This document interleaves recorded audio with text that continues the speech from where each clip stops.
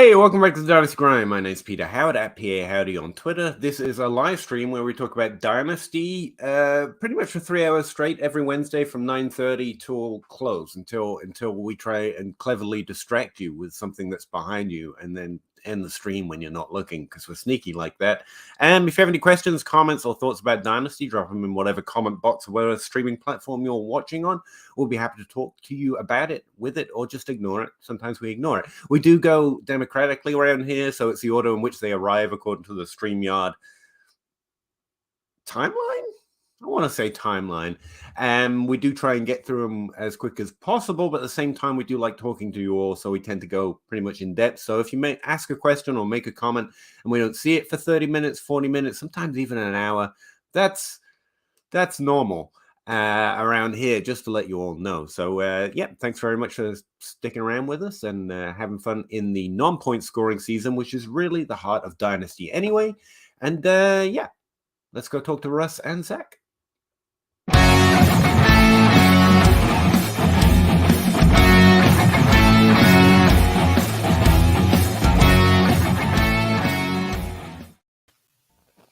Hey guys, how's it going?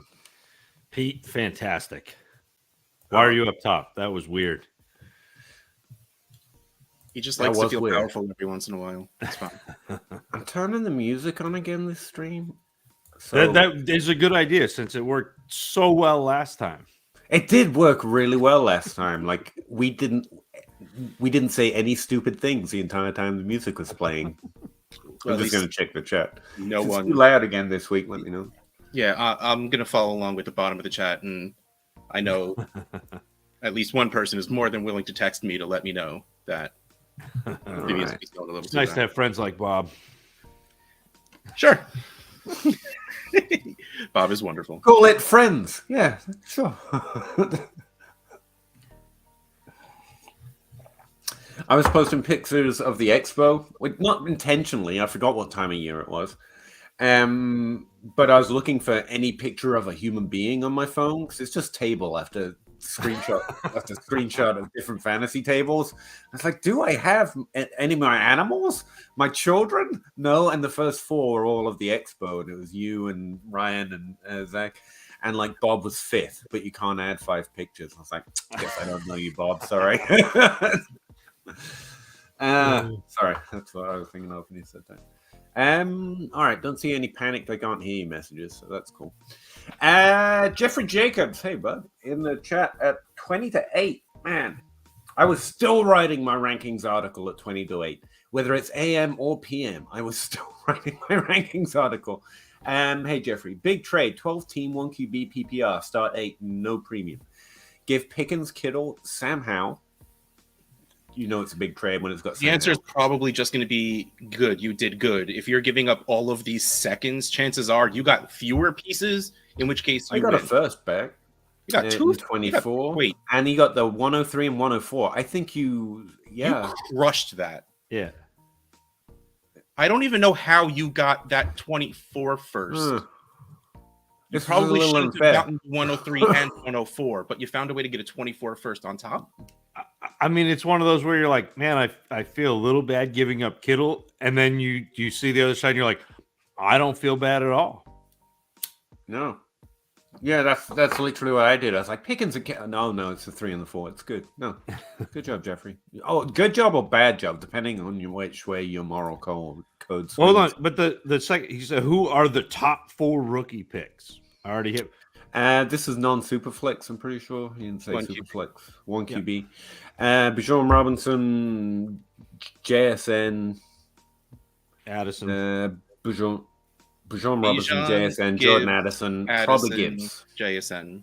Yeah, I think that you might get a Quentin Johnston thrown in there. For, like, I try to not, like, I take Zach's advice every once in a while, and it's one of those, you talk to you so often and other yous that you need to remember that there are normal people out there because we are not. So JSN is Jackson Smith-Njigba. For anyone listening who doesn't actually know who that is, wide receiver, but because I catch myself a lot just saying JSN.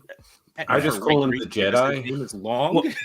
And that's a great point, right? Like when I do my rookie write-ups, and you'll hear this when we start talking rookies on the Dynasty Dummies, but when I do my rookie write-ups, if you go read them, it looks kind of strange because every other sentence I refer to the player's name. But I do that when we do the show, the podcast, right? Because if you lose track of who you're talking about. Absolutely, he does this and he does this. Yeah. Wait, like I did the With listening. 7 he's in. Who are we talking about? Yeah. You said the name. That always used to bug me listening, so I try. But yeah, so that's it. There are 2 top receivers and 2 top running backs. Bob just texted me the music is fine. Thanks, Bob. Thanks, Bob. I don't know you, obviously, but it's nice. Yeah. Lounging bet. 10-team, half-point PPR Superflex. Is Godwin for the 203 and 206 a board trade? I would say it's a rip-off. I'd rather have Godwin. If you are getting Godwin, it can be a board trade, but also still be a decent idea. You should not trade Godwin for 2 seconds. Yeah. Unless it's like the 201, 202, and that pick is on the clock, and there is magic that fell for some reason. But like right now, you shouldn't be selling Godwin for 2 seconds. He's still too good for that, regardless of quarterback. Frank N. If you were to assign a draft pick value to Pacheco after his great game, he had a pretty good season. Not just a good game, but still, what is it? If it's demonstrably different than 1 QB and Superflex, how different is it? I mean, it might be if we're talking rookie picks, I guess. But just generically, I don't think there's a difference between the value between Superflex for a running back. I actually just did that ranking article, and I was surprised. I had him lower than average, and I felt bad, but I also found him really low. Like, it's a second round rookie pick, probably top four second round pick. It's probably as high as I go. Sound about right? I mean, I think anything after like 109, maybe 110, you're basically what you're trying to get is Pacheco. DLF ADP right now, he's like 86 overall off the board, just below David Montgomery, which is fine, but he's also being drafted above like Calvin Ridley and a lot of wide receivers that I probably lean towards him, Rondo Moore, stuff like that. But I think his value's okay. Yeah, it's probably a high second round pick. Yeah. Bob Gilchrist, Peter, how did you get all those books to Kentucky? Assuming it was a boat to train to truck to horse and carriage. I just put them in my knapsack. I swam over here. Walked from England, Yeah. No, actually, when I moved over here, that was a question. I was like, oh, crap, my life. I've got all this stuff. And I don't really have a lot of stuff in general, but I did have stuff. And I found one package service that would like deliver a box here, which is pretty big box, but not just a box. You can pack to university in it or anything. And what did that cost me at the time? It still is now a fortune, like $200 or so. And I found myself, I just literally packed it with books. I was like, everything else is kind of like, I'll probably rebuy these to read them. And everything else was like clothes. I mean, I'm taking a suitcase. I mean, I didn't have much else, but yeah, I literally paid to have some of them sent over. And that's just got to suck because books are just heavy in general, even though they're just. That's the thing. It was the way it was done. There was just the size of the box. I was like, the books. I mean, I'm getting value for money. You know, the weight. Order 66. Who are each of your early buy low targets? I mean, it's relative, and it's about what we're talking about. And also, slippers suck, and they don't exist. But whatever. I have managed to snag a couple of Burks shares. Burks is a good one, but it's a fairly high range. For late first, yeah. If we're talking about late first round value, the 111, the 112, I think Traylon Burks is probably at the top of the list. You've also got, I like Marcus Brown in that range of wide receiver as well. Who else was in that range? Okay, so hear me out. Maybe. I assume we're talking Superflex because he's talking about paying 103 for Kyler and someone actually taking that. I'd take that. Mac Jones is being traded. He's way too low. And he's young, starter, unquestionable for the next couple of years. And don't forget, they went from literally not having an offensive coordinator to having Bill O'Brien, who that is a job he is good at. Yeah. He's actually a pretty good head coach. Shitty general manager. Very shitty general manager. So, not to say that Mac Jones will be a top 10 dynasty quarterback probably ever, but to get a guy for like, I mean, he's today, Wednesday, tomorrow. I wrote the Trading Post article about him. Mac Jones for the 202, Mac Jones for the 205, and Zach Wilson. Like, these are real trades that Mac Jones is getting traded for, and it's ridiculous. Like, he will be better than that value. Yeah, he's like 50 picks below Kenny Pickett. Yeah, he's a buy. Yeah. Like any good quarterback, and Mike Jones is perfectly fine. Also, Russell Wilson is below Kenny Pickett, Aaron Rodgers, even Jared Goff and Derek Carr. Like, pretty much the Kenny Pickett line. The ones under there are all values if you're looking at a quarterback. Which is really, really funny. Brandon Ayuk and Cooper Kupp and Calvin Ridley are ones that we've repeatedly mentioned as well, so I was going to throw those out. Right now, Kyle Pitts, the first time, is trading at mere human value. It's a high value, but I think he's probably low. Like, I was writing up my rankings and I realized I was 15 spots higher than the average, but I was 30 spots below where he was getting drafted this time last year in January. And I'm like, he had a good season. Like, it's like nothing. He didn't like suddenly. He didn't work out not to be good, and that's just kind of crazy.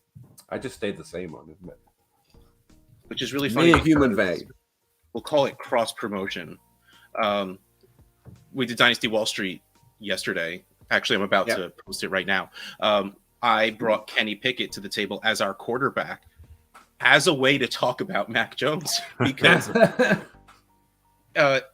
when I went to Jones' value was, and it was low like I thought it was, but then I looked up, I saw Kenny Pickett was like above him, and I'm like, we're gonna change how we talk about this because I need to, like, Kenny Pickett's not good. Why is he up there? And yeah, it turned into me just talking about Mac Jones for even more. Just looking at my value list based on my ranks versus the DLF consensus, which means there's rarely big swings. I like Lamar Jackson a lot relative to where they're being drafted. I've got him 3rd overall. He's like, last time I scraped Superflex ADP, he was like 6th at the position. 3 spots is big at that in that range. Then there's, apart from the players I've mentioned, Mike Evans. He's wide receiver 30 right now. I've got him in the top 20. Trey McBride. I'm still high on Patrick Freiermuth by 2 ranking spots, apparently. And if we're talking low, you've also got Evan Ingram. Tyler Lockett is once again being undervalued, but that's just for the course. Is it? Every year. Yeah. All right. Randy Wyatt. Bryce scares me as a QB prospect. Bryce Young. I know that name. The closest side. Oh, it's a side. So it's Bryce Young that's meant to be short. I don't care. If he gets drafted top 20, I'll let you all believe that, size is a thing here. Kyler Murray has been a top 7 points per game quarterback every year in his career. And let's not forget. No, it's more small, so injured because bone density, I guess. Well, brings Kyler's points per game average has gone down. You also have to take into account that he had no one to throw to for 2 years. They got him someone to throw to, and then Cliff Kingsbury just didn't remember how to run an offense, and it was ugly. Like, I'm not even that big of a Kyler fan, but I am not really worried about him whatsoever. And if anything, he just needs to learn how to go down a little better or get hit better, because that's non-throwing arm shoulder injuries usually means he's curling when he goes to get hit or when he goes to hit the ground. So I'm not worried about size. It's not going to be his size. His size isn't causing the injuries. It's not more related to injuries. I mean, we're not that like Russell Wilson used to get talked about as being too small when he was drafted. Drew He was Brees, being called too short. like everyone that's not been a strapping 6'2" guy has been. Oh, he's a little short, and if they don't work out, it's considered C. And if they do, it's like, well, they're the exceptions. It's like there's very few drafted at that size. And most of them work out if they are drafted at that size. And if he's good, and I mean, you've got ancillary stuff, like you're saying, you can fall certain ways, you can learn certain ways. There's also different types of rushing styles, but that's not about his size. It's about how he plays at his size. If you know what I mean? Like this seems like, and right now, if you're thinking this way, that's where his ADP is. So like, you're like, I don't care that he'll get healthy and could still be a top 5 QB. I'm going to wait and see if someone else gets that instead of like it's a good value bet, even though you can't start until late second season. It's just the size thing frustrates me because it really feels like I've got to tear down this great athlete because I can't do these. Not you, Randy, but that's what I think where the core of it is. It's like, bro, they're all built differently than us. Like even at this size, they take different levels of pain and punishment than we do, and they've been doing it a minute. Like, I think braining whether he's too weak, that's what it comes. He's too small, so he's too weak. It's like, no, he's built differently than 90% of all people. That just to play the game the way he does. Like, he's already passed that threshold for me. Sorry, Zach, carry on. No, if only we could have seen Bryce Young in a conference where, like, say 40% of the NFL players come from, and seen him put up, say, let's just say hypothetically, like almost a 5,000-yard season, like maybe almost 50 touchdowns as like a sophomore, it would really do a lot to solidify him as a potential prospect, wouldn't it? Yeah. Maybe if like the NFL funnel to the NFL was so streamlined, like 70% of all prospects came from 5 high schools, and so 90% of the players in the NFL have been playing together since they were in high school. Maybe wouldn't know how he stacks up against NFL prospects. But no, I mean, he cannot work out. I'm definitely not doing quarterback evaluation here, and it's just his size will be an excuse or it will be an exception, despite the fact that's not the way exceptions work. It's just so that we can keep saying small, therefore more human. Obviously, I also am similar to this NFL prospect. That's what it feels like it comes from for me. It's like, no, they're all physically different than us, guys. These are fairly elite level physical specimens. Like, it doesn't matter how tall he is not more like us. Like but again, I might be wrong about the course. And not you, Randy. I think that's where the narrative starts from. Can't play in the NFL if you're too short, because I can't play. It's like, no, you can't play because you're not as good as that guy. But I could be wrong on that. That's where my negative energy comes from, not your question. But yeah, he could not work out. But if the NFL believes it, I think he's done more than enough to prove he can stand up. And again, like, some of the biggest quarterback injuries have come from literally the biggest, toughest, like Cam Newton. Andrew Luck was Cam Newton's size, and everyone forgets that. Like, it doesn't matter your size in the NFL. If they go down to injury, it's not because they were too small or too weak. It's because the NFL is vicious, and anyone can suffer. You're a bigger guy. People want to hit you harder. So. Yeah, and there is, I mean, there's nuance there. Like, who was it I was talking about level, how you rush can affect how you get hit or what ways you get hit. And I don't believe that, but that it starts from he's small, so I've got to find a way that he's dangerous because he's small. And like, that's a bad process for me. Like, I just don't start the thought process. Yeah. I treat it like the combine. It's like, yeah, maybe. But I think it will be more of an excuse than a reason if that's the case. What's your prospect board look like? I have a big tier break after pick 8. Bjorn, Stroud, Richardson, JSN, Young, Gibbs, Addison, and Levis in that order. How much do you hate me having Richardson third? Yeah, I think that's why a lot of people are going to value him. It's like, you guys are going to hate it. I don't hate it. Like, if he's drafted in the first round, I'm going to have to rank him as a first round because he's a quarterback. And he can run like the Dickens, and where he played means his stats are somewhat related to that rather than what he can necessarily do.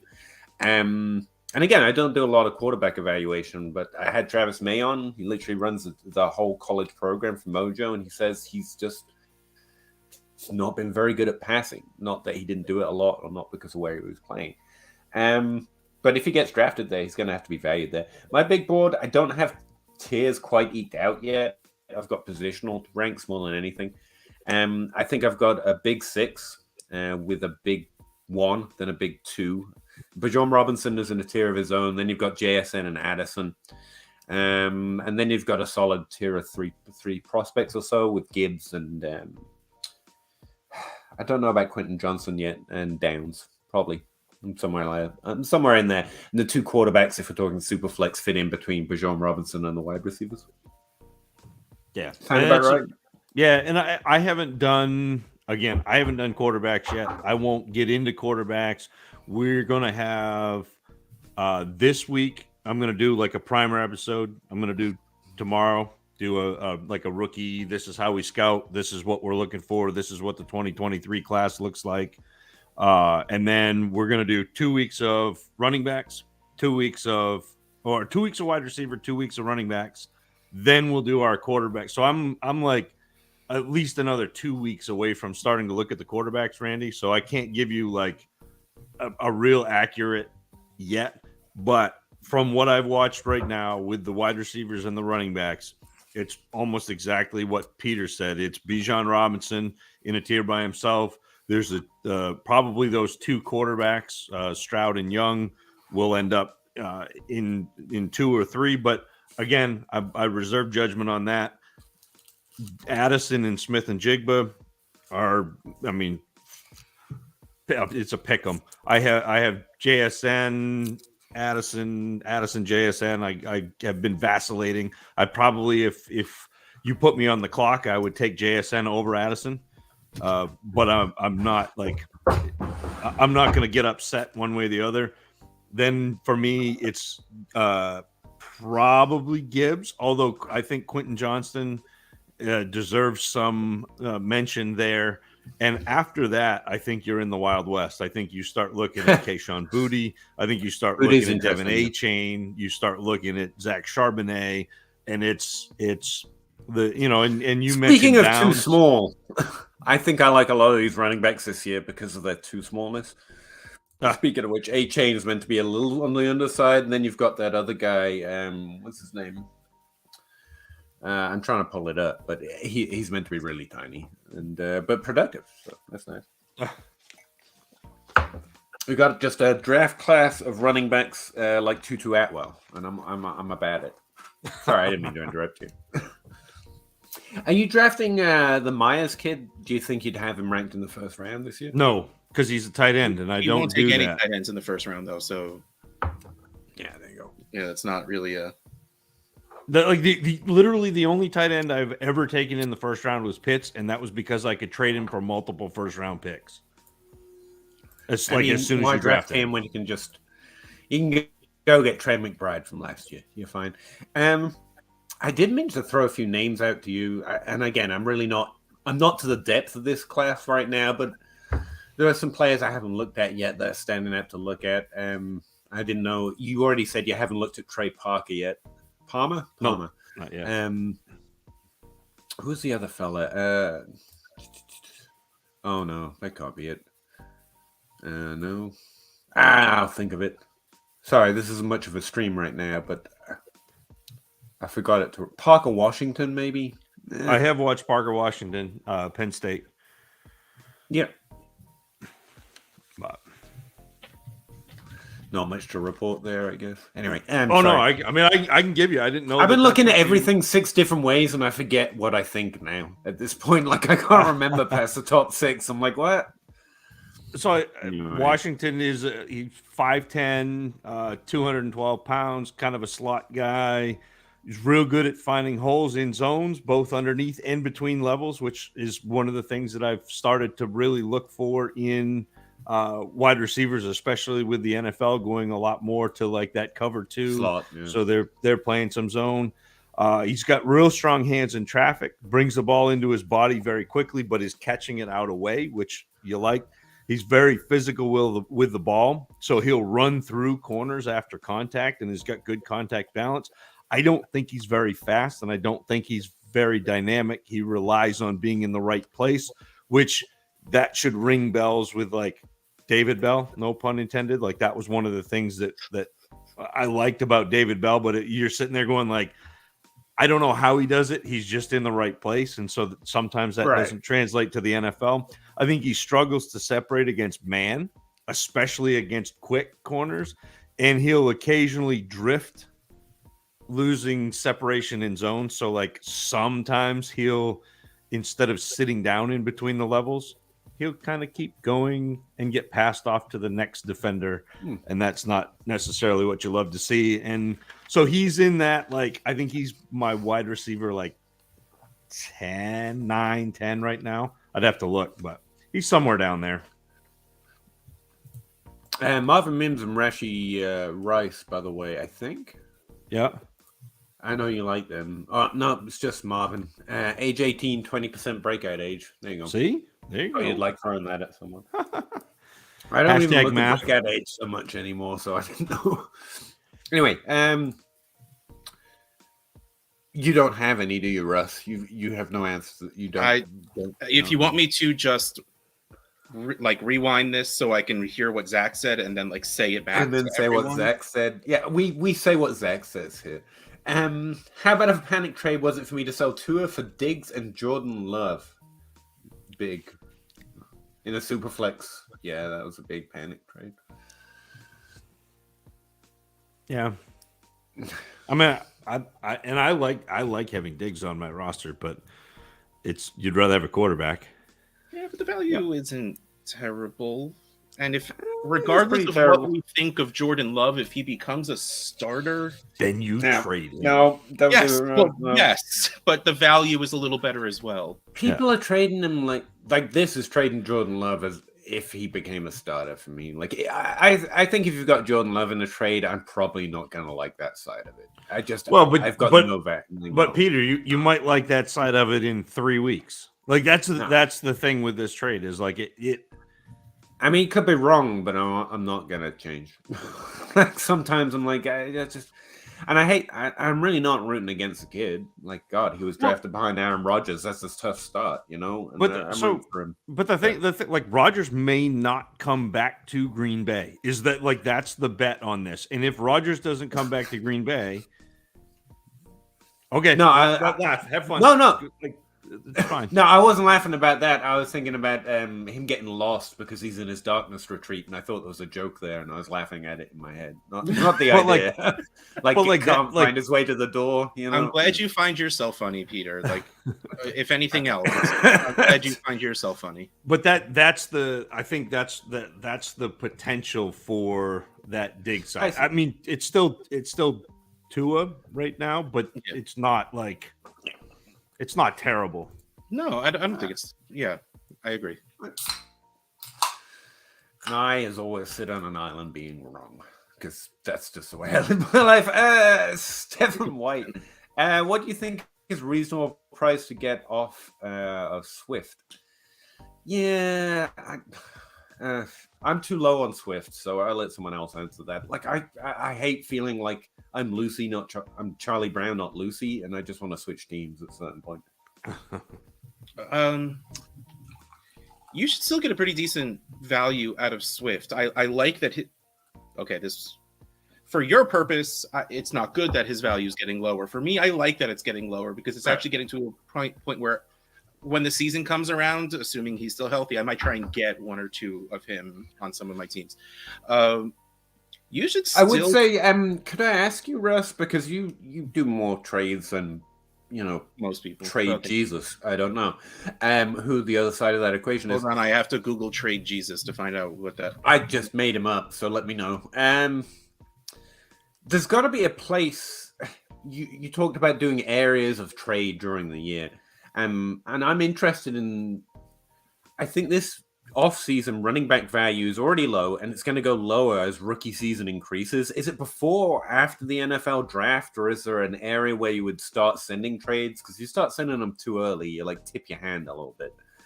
But I really think like someone like Swift could be a really decent value this offseason. But right now, For probably still a little high. Is it mid rookie hype? Is it? Sorry, you get the idea. Like I want to send offer some running backs, but I'm wondering if there's a. Hold like, on, is it during the combine? No, I don't. I shared my screen. I need you to add it to the stream. Oh, sorry. Trade Jesus. There we go. Trade Jesus. Nice. I googled it. That's what showed up. What was your question? I was too busy looking for trade Jesus. When is the good time to trade away Swift? No, I'm interested in trading for him this year. I think their value is already low, and it's going to go low with rookie season ramping up and good running backs being in this draft. And like, I want to take very small shots. Like, I think Rachaad White's interesting right now. I think Swift could get really interesting, as Steven's pointing out and Joe pointing out. It's already low. If it goes lower, it's a really interesting, like, value. Well, okay. Well, you're pretty on point with everything you said at that point.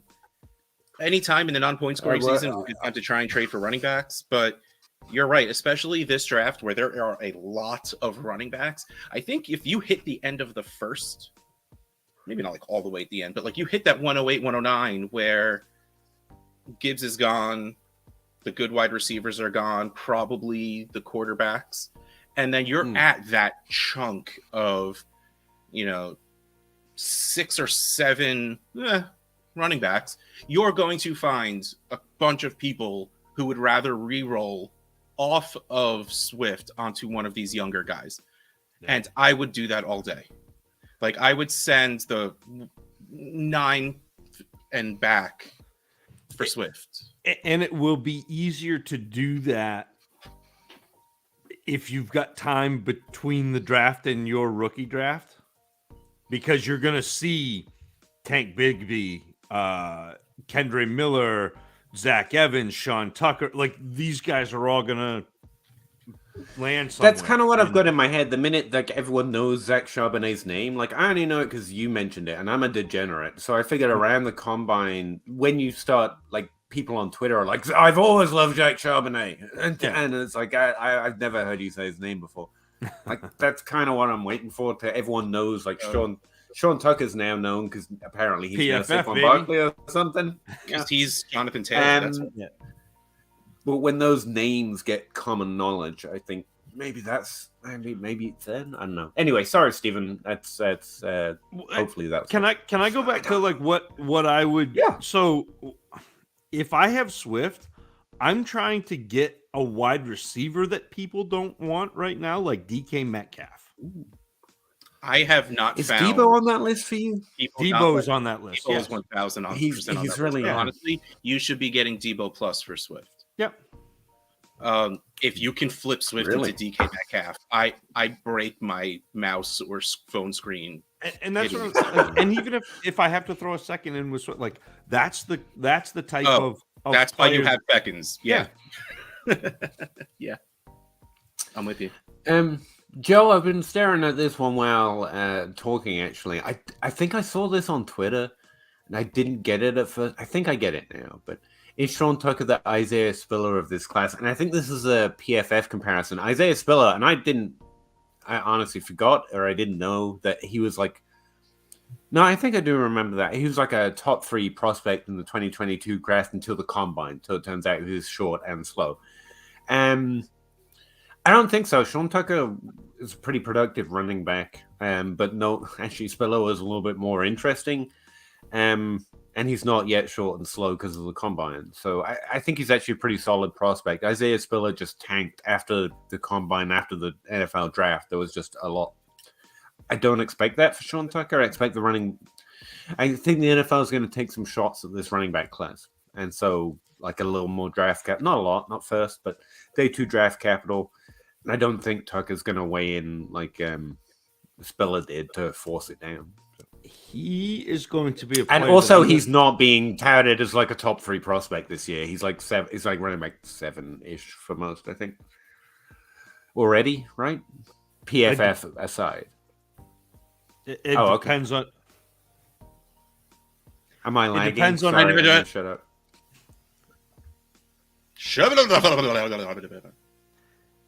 It depends on where you're looking, because I've seen Sean Tucker as high as 2 or 3, like in that Gibbs okay. and then whoever the next player is. I've also seen him in my rankings down 1, 2, 3, 4, 5, 6, 7, 8, 9. So he's a player that I'm going to have to go back and watch because there's not really a lot of consensus. And if Peter's telling me that he's a good prospect, he's a player I'll go back and watch again, because that's how I do my process. I'll do my evaluation, and then I will start listening to other people that I trust who do evaluations differently than I do. And if we have differing opinions, I'll go back and watch. But and statistically, Tucker is incredible. I mean, he's had 2 seasons where he's been over 20 catches. He's had 2 seasons where he's had over 200 carries. He's had a almost 1,500 yard season. He had a 1,000-yard season this past year. But I don't think he's got great balance. I think he sometimes runs out from under his feet. I think he tends to dance and slow down in traffic, especially when the initial hole doesn't happen. He's not very creative, and he's a really subpar pass blocker, which for a guy who's going to come in and ask to be a pass catcher that's a tough way to get on the field. He was very productive in the receiving game, to be fair. Yeah. Maybe this does it. I actually have Robinson and Gibbs in the same tier right now, which I probably have to relook at because I think Robinson's just in a tier of his own, but like Gibbs was like, it's a great profile. In any other year, he's a very decent running back one. Then I have a tier 2, and that's why I push Gibbs up. So I wanted this tier 2. For me, Tank Bigsby and Zach Charbonnet are a little different than the next group, but like they're all solid prospects. And then in my third tier, I have running backs with questions, or they're just solid and nothing is special. Not to go against you at all, Zach, ever. But I found him to be fine statistically, just by the way I view it, like really solid prospect. So Devon A. Chain, much better, but I know there's going to be concerns for the NFL about his size in the combine, and so I'm just kind of weighing that in. He's not quite that second tier because of it, but I like him statistically that way. Deuce Vaughn is the other short guy, so same thing. Like productive-wise, there, at least especially in terms of his role and pass catcher type. But it's just running back is about opportunity. That's about the draft. That's about the combine, not the stats, but what the NFL thinks of them. And I'm just being hesitant on him. And the other 2 players in that third tier are Sean Tucker, who I don't think there are those concerns on, but statistically he's just good. Just good productive running back, 3 down skill set, cool. And Chase Brown is the other one I have in that tier. And those guys I have the potential to be Isaiah Spiller in this context. Like if any of those are your running back 3 right now, I think you're underrating Bigsby and Charbonnet. But that's it. Yeah. But I don't believe that Tucker falls down with the combine. Like I think Tucker is. That's what I mean. I think the NFL is probably going to like the way he looks. He's got great acceleration. He's got really good long speed. He's a player that can score at any time. Anytime he's got the ball, and Tucker also makes really good decisions, cuts at the second level, and so he'll take like a 15-yard gain and make that cut at the second level, and all of a sudden it's a 40-yard gain. And so, I don't dislike him. It just there were a lot of things less at the NFL level. Yeah, there were a lot of things that it was tough. Some of his numbers are based on I get you. But sorry, I don't mean to keep doing that. Keep talking.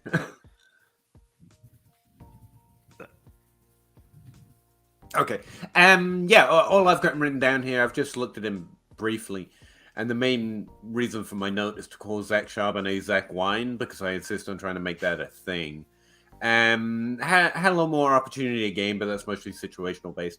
His elusiveness ratings, that's a PFF stat. They're a little lower than Charbonnet and Bigsby, context considered, which is why I have him in this third tier.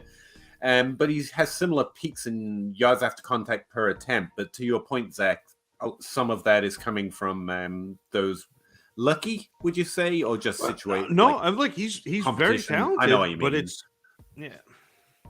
Like it's probably a Yeah. little and that's why he's okay.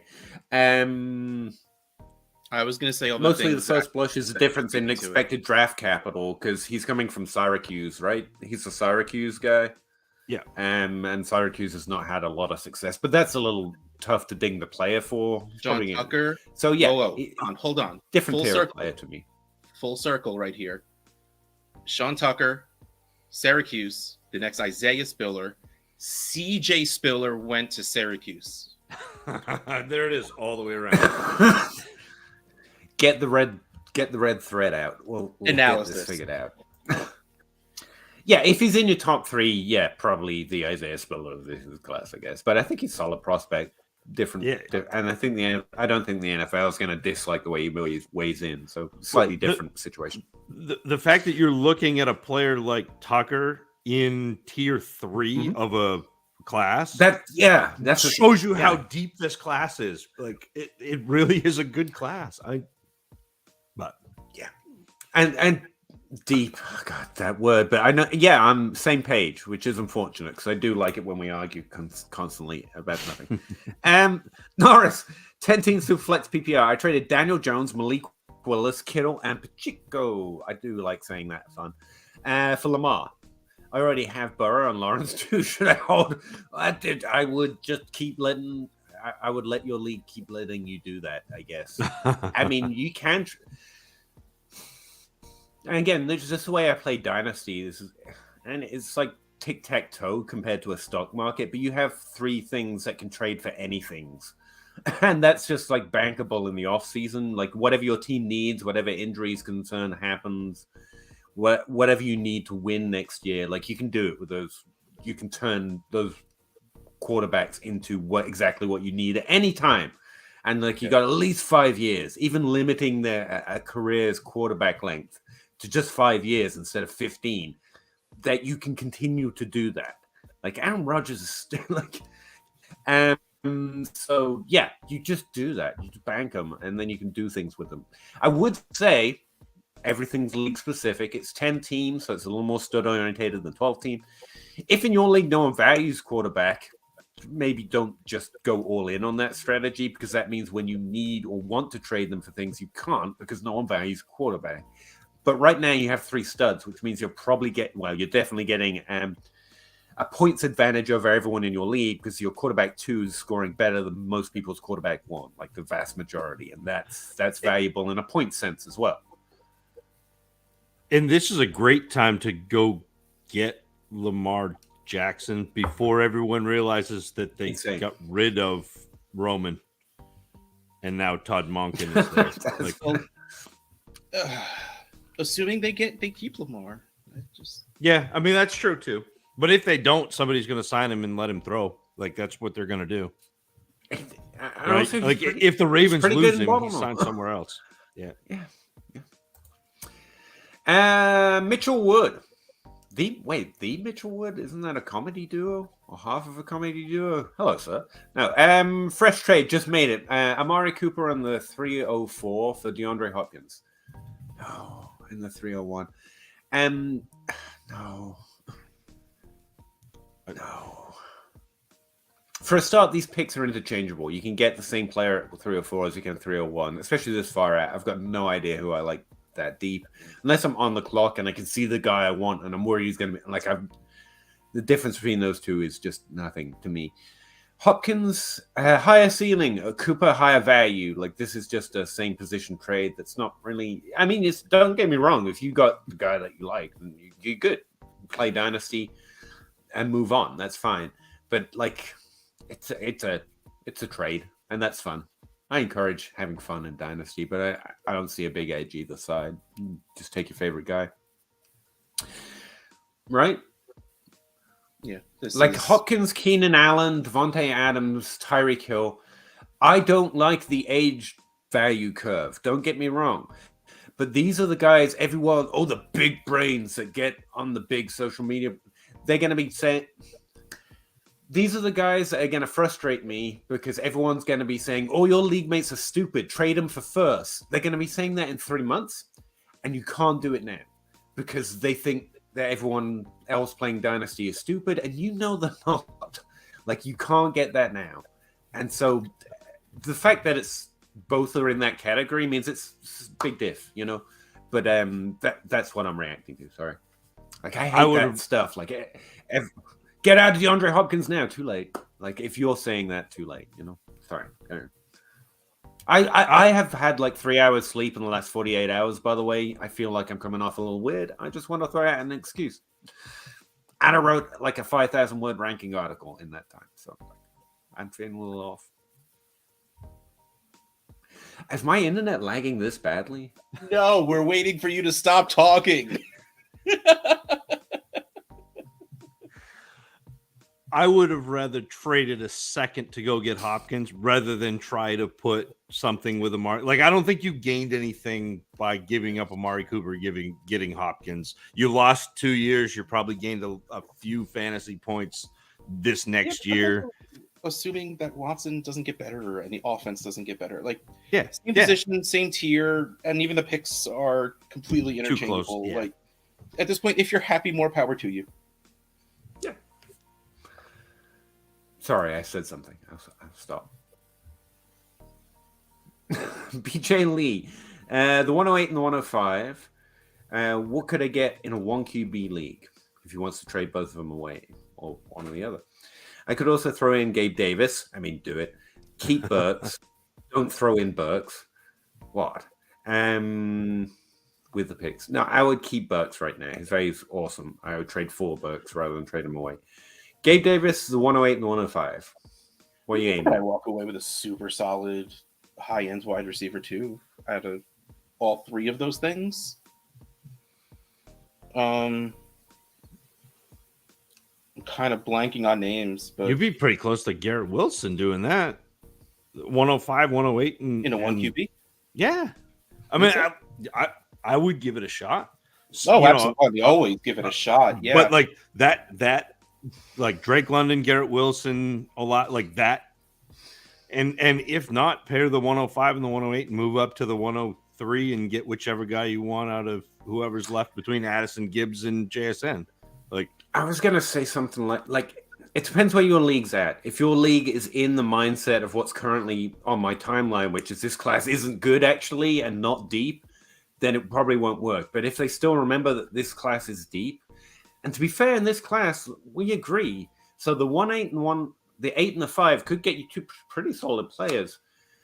But I'd rather go get a top 3 pick. Yeah. That was my first thought. Like, put them together, go get a top 3 pick, just incremental. But if you get Garrett Wilson, get Garrett Wilson, sure. If you get DK Metcalf or Debo or Amon-Ra St. Brown for that, great. In some leagues, I don't think you'd be too far off. Like, but what am I looking at? January ADP. Wide receiver 9, Garrett Wilson, Metcalf 12, Devonta 14, Debo 16, Amon-Ra 6. But hell, aim high, man. Like, you know, they say no, you move down your list. That's the smart move, at least. You can start there and look for go for ARSB and for Wilson. Someone says no, go for Olave or Metcalf. They say no, go for Devonta or Drake London. They say no, try for Debo. Try for maybe I'm done there. Yeah, then maybe you go for 103. Yeah, I'd probably start with 103. Again, it depends where your league's at. I think the 103 is probably lower valued than Wilson or Amon-Ra St. Brown right now, if it's a pretty decent league. But that's a good way of going about it. You make your shopping list, as it were, and you just start sending out the offers.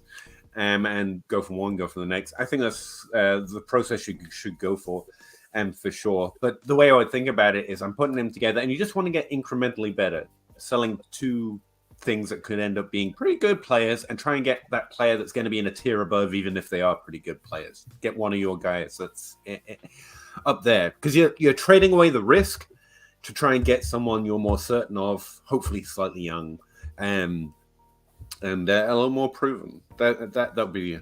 And throwing Gabe Davis isn't a bad way of going about it.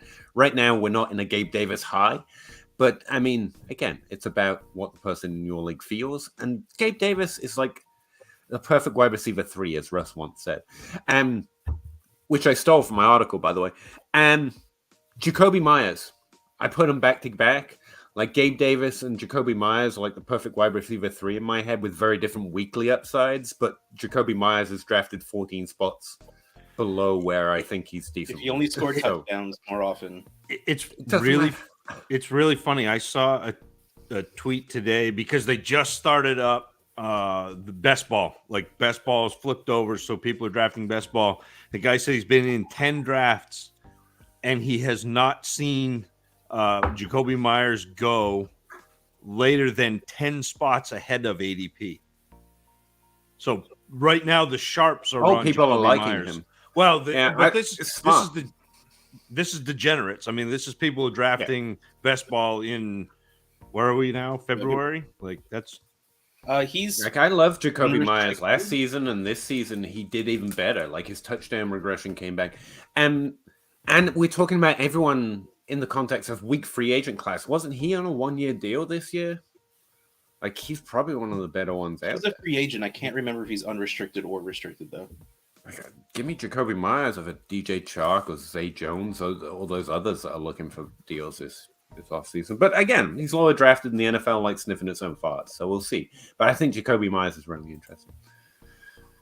That was an aside and completely. Don't trade those picks for Jacoby Myers, by the way. That was an aside to your trade question. Like, but yeah. He would have been a better one to bring up during the buy low section. I'm really all over the place. Spock, 498, 104, 105, 108, or Fields. 104, 105, 108, or Fields. 12-team Superflex, start 9. Oh, sorry, I didn't know you knew. No, I'm just reading it out loud to. I'm trying to say fewer words. What? Wait. Value is the picks, but wondering if this is when I need to adapt QB league, QB market. right. He's saying that there's no other quarterbacks available.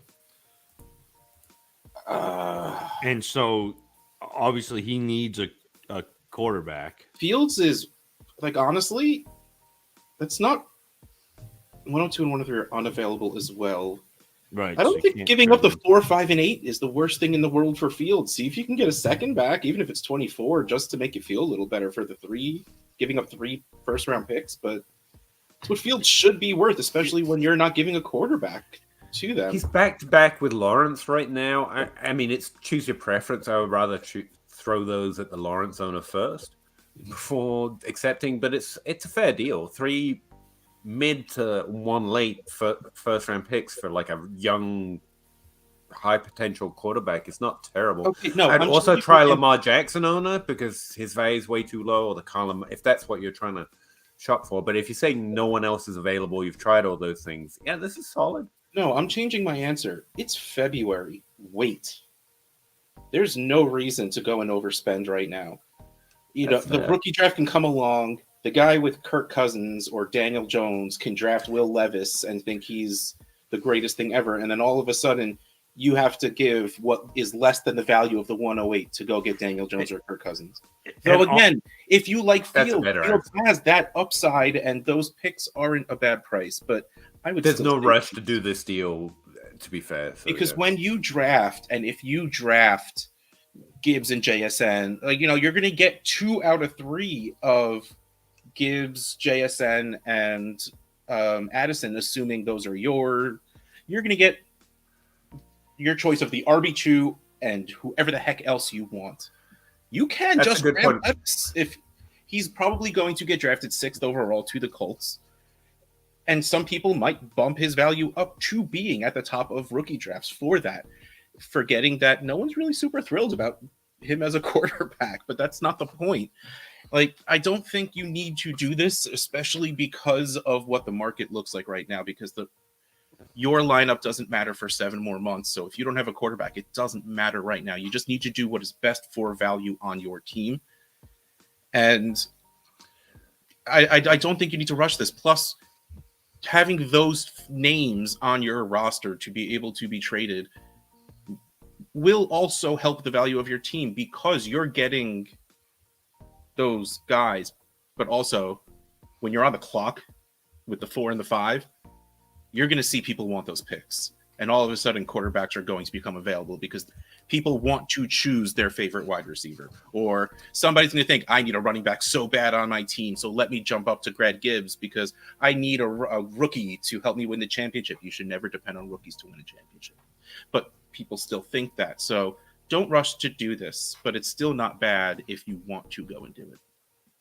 If you're trying to win, you don't want Americans. Yeah, a couple things. Bryce Young might not be the 103 this year because that size narrative really does get in people's heads. That's why I'm frustrated, is because I know it's going to be a thing. It's people talking about Lamar Jackson. Was it Lamar Jackson they wanted to try out as wide receiver or some stupid thing that's clearly from some level of stupid ass bias? And you suddenly find that quarterback falling in your rookie draft. So that's another reason you can wait on these picks, because maybe the 4 gets you one or the 5. And the other thing is, right now, if you're looking for quarterbacks, and you said there's probably none available, but the quarterbacks I target are like Mac Jones, like we've mentioned. I think Dak Prescott, Lamar Jackson, Kyler Murray. There might be softness in those values. Or this, like Russ is saying, this is the value of Fields in 3 months. So, like, you can trade it later. And we really don't know how this rookie class or ADP is going to go. So, yeah, I think he's right to say there's no real rush. Yeah.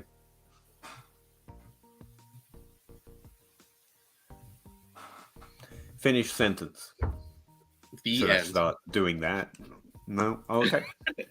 Pretend you're on a walkie-talkie. Pat Rick. Nice. 12-team Superflex. How should I approach buying a rebuild QB? Okay. He's only got Carr, Breece Hall, Najee, and CeeDee Lamb. Hawkinson at tight end. It's a good question. If you're doing a rebuild, presuming it's in a Superflex. First thing to say is, in a rebuild, I don't think about positions. It's just value. Like I'm just turn everything into, do I have more value than I did before this trade? And positions start mattering even less. But if I am going to focus on a Superflex, it'll be on starting at quarterback. So it's a fair question. And if it's a 4, that doesn't look like a terrible rebuild, like a complete rebuild. If in a 12-team league, you've got Breece Hall, Najee Harris, and CeeDee Lamb, and a Hawkinson, Carr is a fine quarterback too. I think he's going to get signed somewhere.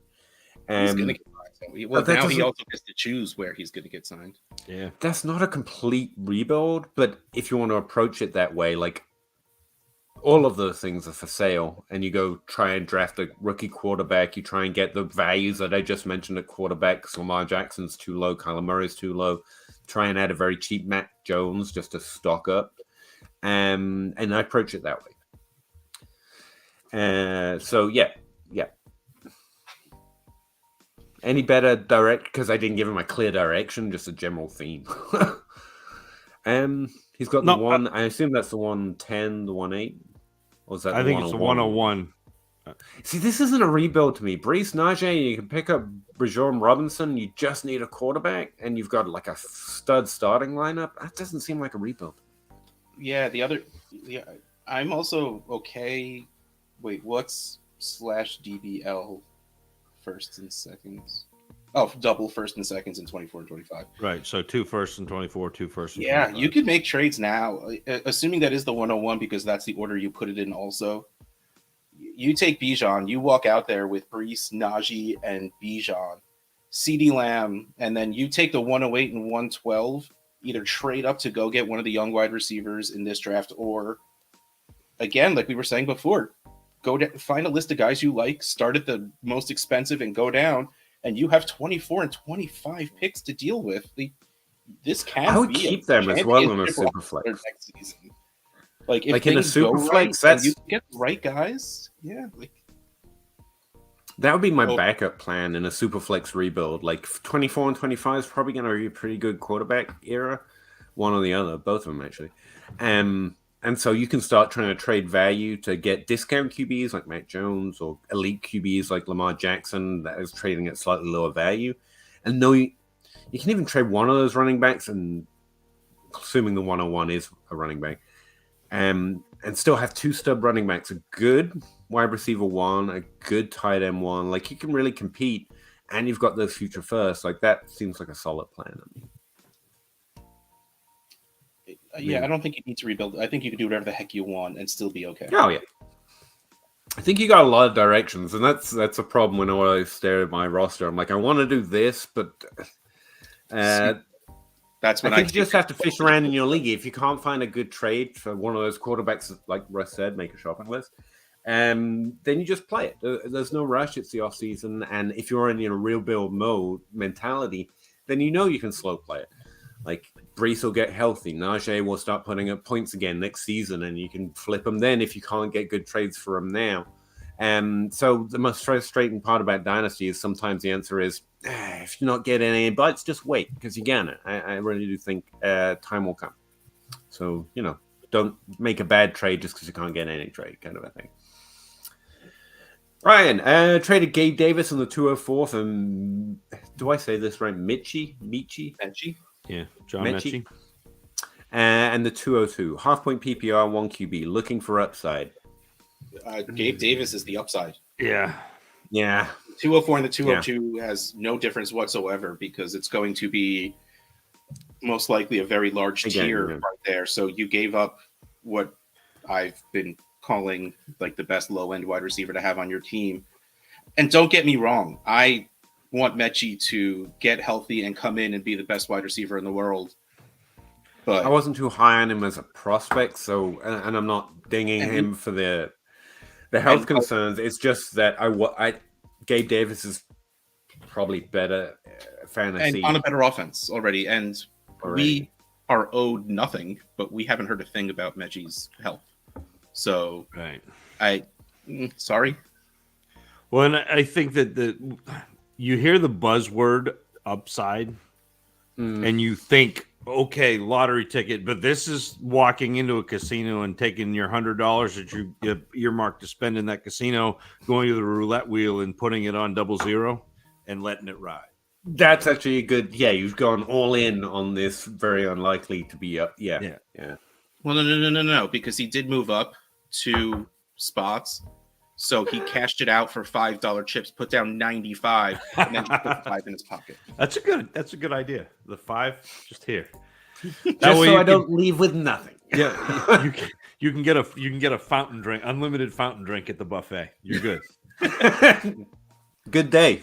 Had a good day. Boxy. In the 12-team Superflex league, I bought Burrow for Love, the 103, the 107, and the 203. Good for you. How do you think I did? Yeah. It's great. I don't know why I said that accusingly. I still have the 102, the 105. Yeah. Good move. If anything, good for you for getting away with not having to make it the 102 instead of the 103. I don't know how you that is great, because I know in any of my leagues, even if I got to an agreement where I said I won't give up both the 102 and 103, it would have had to have been the 102 and 104. There's good for you. Very much good for you. Love it. Scapegoat. 12-team Superflex, half-point PPR. Trade Judy and the 306. Just a caveat, because I can't stop using words today. I think Judy's on our too low list, which means it has to be a pretty good thing that you're getting for us to like it. Not that it's necessarily bad, but we think it's a little undervalued. Judy and the 306 in 2023 to get McLaurin and the 205 in 2020. Yeah. I mean, you've moved up half a round for... Actually, you did pretty well. I moved up a full round. A lot of people that probably have Judy and McLaurin interchangeable. So the fact that you went up a round is pretty great. I do prefer Judy to McLaurin, and that's 2 players I'm super biased on. So it's really tough for me to say that. But I think you did good though. I think getting that extra round is worth it. It was good. You've moved up for a round and just moved across a player. So I think that's awesome. Yeah. Oh, Russ, update on Mechie. Nick Casario about 3 weeks ago, and I missed this, said that he thinks there's a chance that Mechie will be ready to start the off-season program. That would be Oh, that's awesome. Yeah, so that's awesome. that is, yes. Thank you. It's good to hear. Because presumably that means he's doing pretty well. Yeah. Well, yeah. Yep. Caleb Leonard spent $20. I guess we can all have fountain drinks on Caleb. I really appreciate you, Caleb. Thanks very much. We don't know where that money goes, and I'm not being facetious. I don't know. But it's either going to DLF or me, and I'll buy everyone fountain drinks. I appreciate it. Hi, guys. For a fun startup happening tomorrow, 14-team Superflex ID auction and salary, draft and contract years, plus $300 buy-in. That's a heavy league for me. That would be. By far the most expensive league I'm in, and want your advice. Want any advice you have going into the startup. Love the show. Really appreciate it, Caleb, and good luck. That's more expensive than any league that I'm in right now. For $300 buy-in, we need Joe. Is Joe around? Joe. Joe. She does the high stuff. She plays. I'm trying to think. Oh yeah, no. All of my leagues are definitely more than $300, but it takes a lot to get there. Is ID like IDP? Because I'm in a lot of trouble if it's that, Caleb. Like if we're just talking about 14-team Superflex auction. I've got things, but yeah. I can give you generic, well, not generic, Superflex advice. If it's IDP, talk to Tom Kissenberry, especially for this level of league. Like, you need to know who Tom is. Even if you know everything, like, you guys can have fun conversations. He knows IDP. He knows ball and that side of the ball, and I cannot help you at all. Even I get interested. This level of league. I hate IDP. I've tried it. It's not my thing. I still get interested reading his threads when he. I know his data is actually just as a spreadsheet guy, and he's a spreadsheet guy too. Very few of us out here who use data and don't code. So Tom is like the GOAT at that. He does better at spreadsheets than me. He's pretty awesome because his are understandable to everyone else. Mine are chaotic and messy. But they wouldn't be 14-team Superflex. The first thing that stands out to me that 14 is an above average league size. I normally think in 12-team leagues, and that has a direct effect on how I want to play the draft. In 14-team league, Russ, what does that do? Quarterbacks are going to be more expensive. Usually, you are going to, if you have the ability to nominate as much as you want, get every expensive quarterback out there fast and let everyone else spend their money. Because Mahomes will end up going for close to 50% of someone's budget. Like, he will. I've seen it. I've seen it.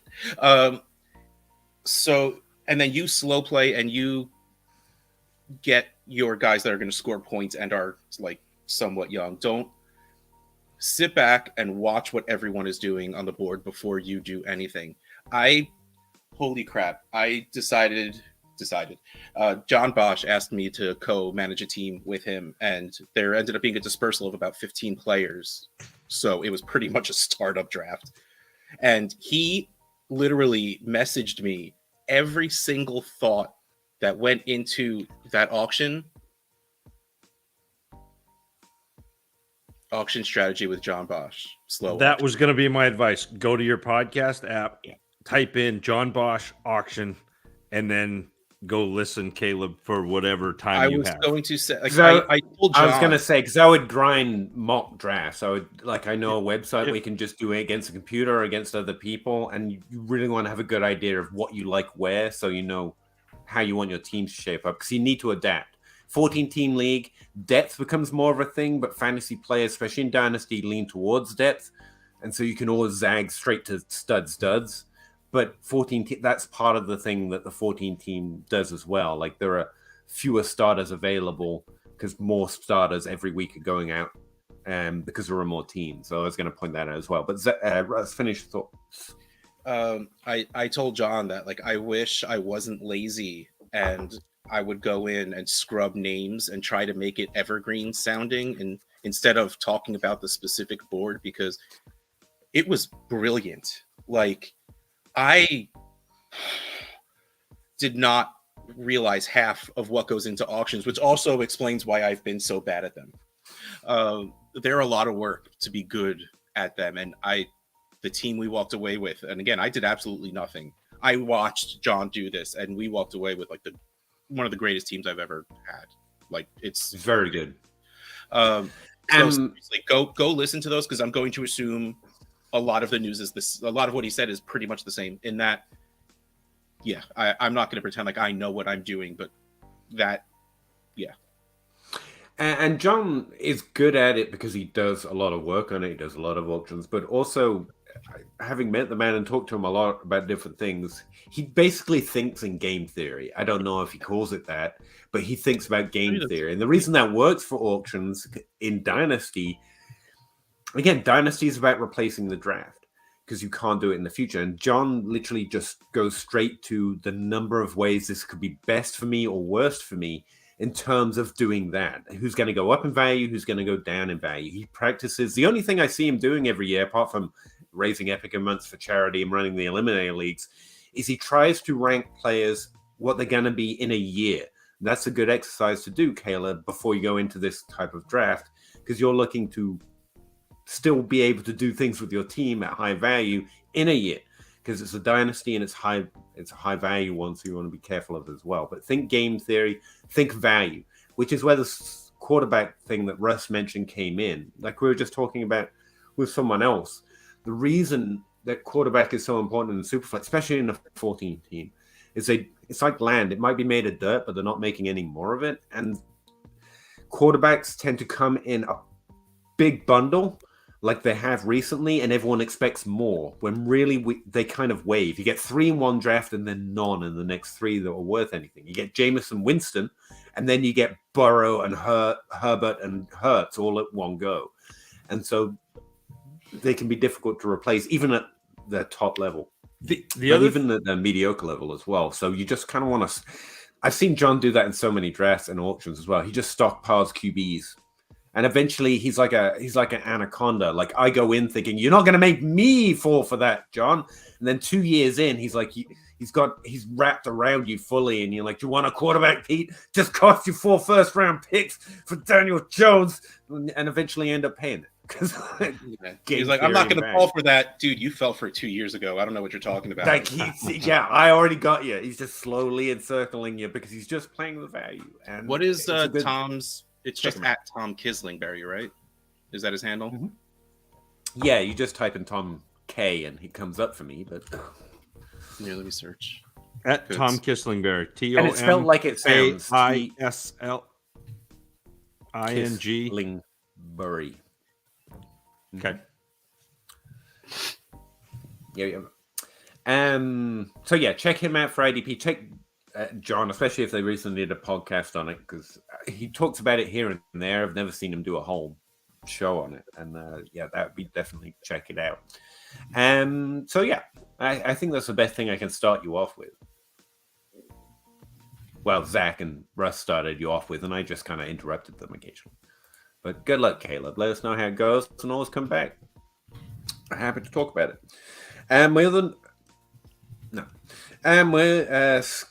Scapegoat. My other notable wide receivers are Garrett Wilson, Bateman.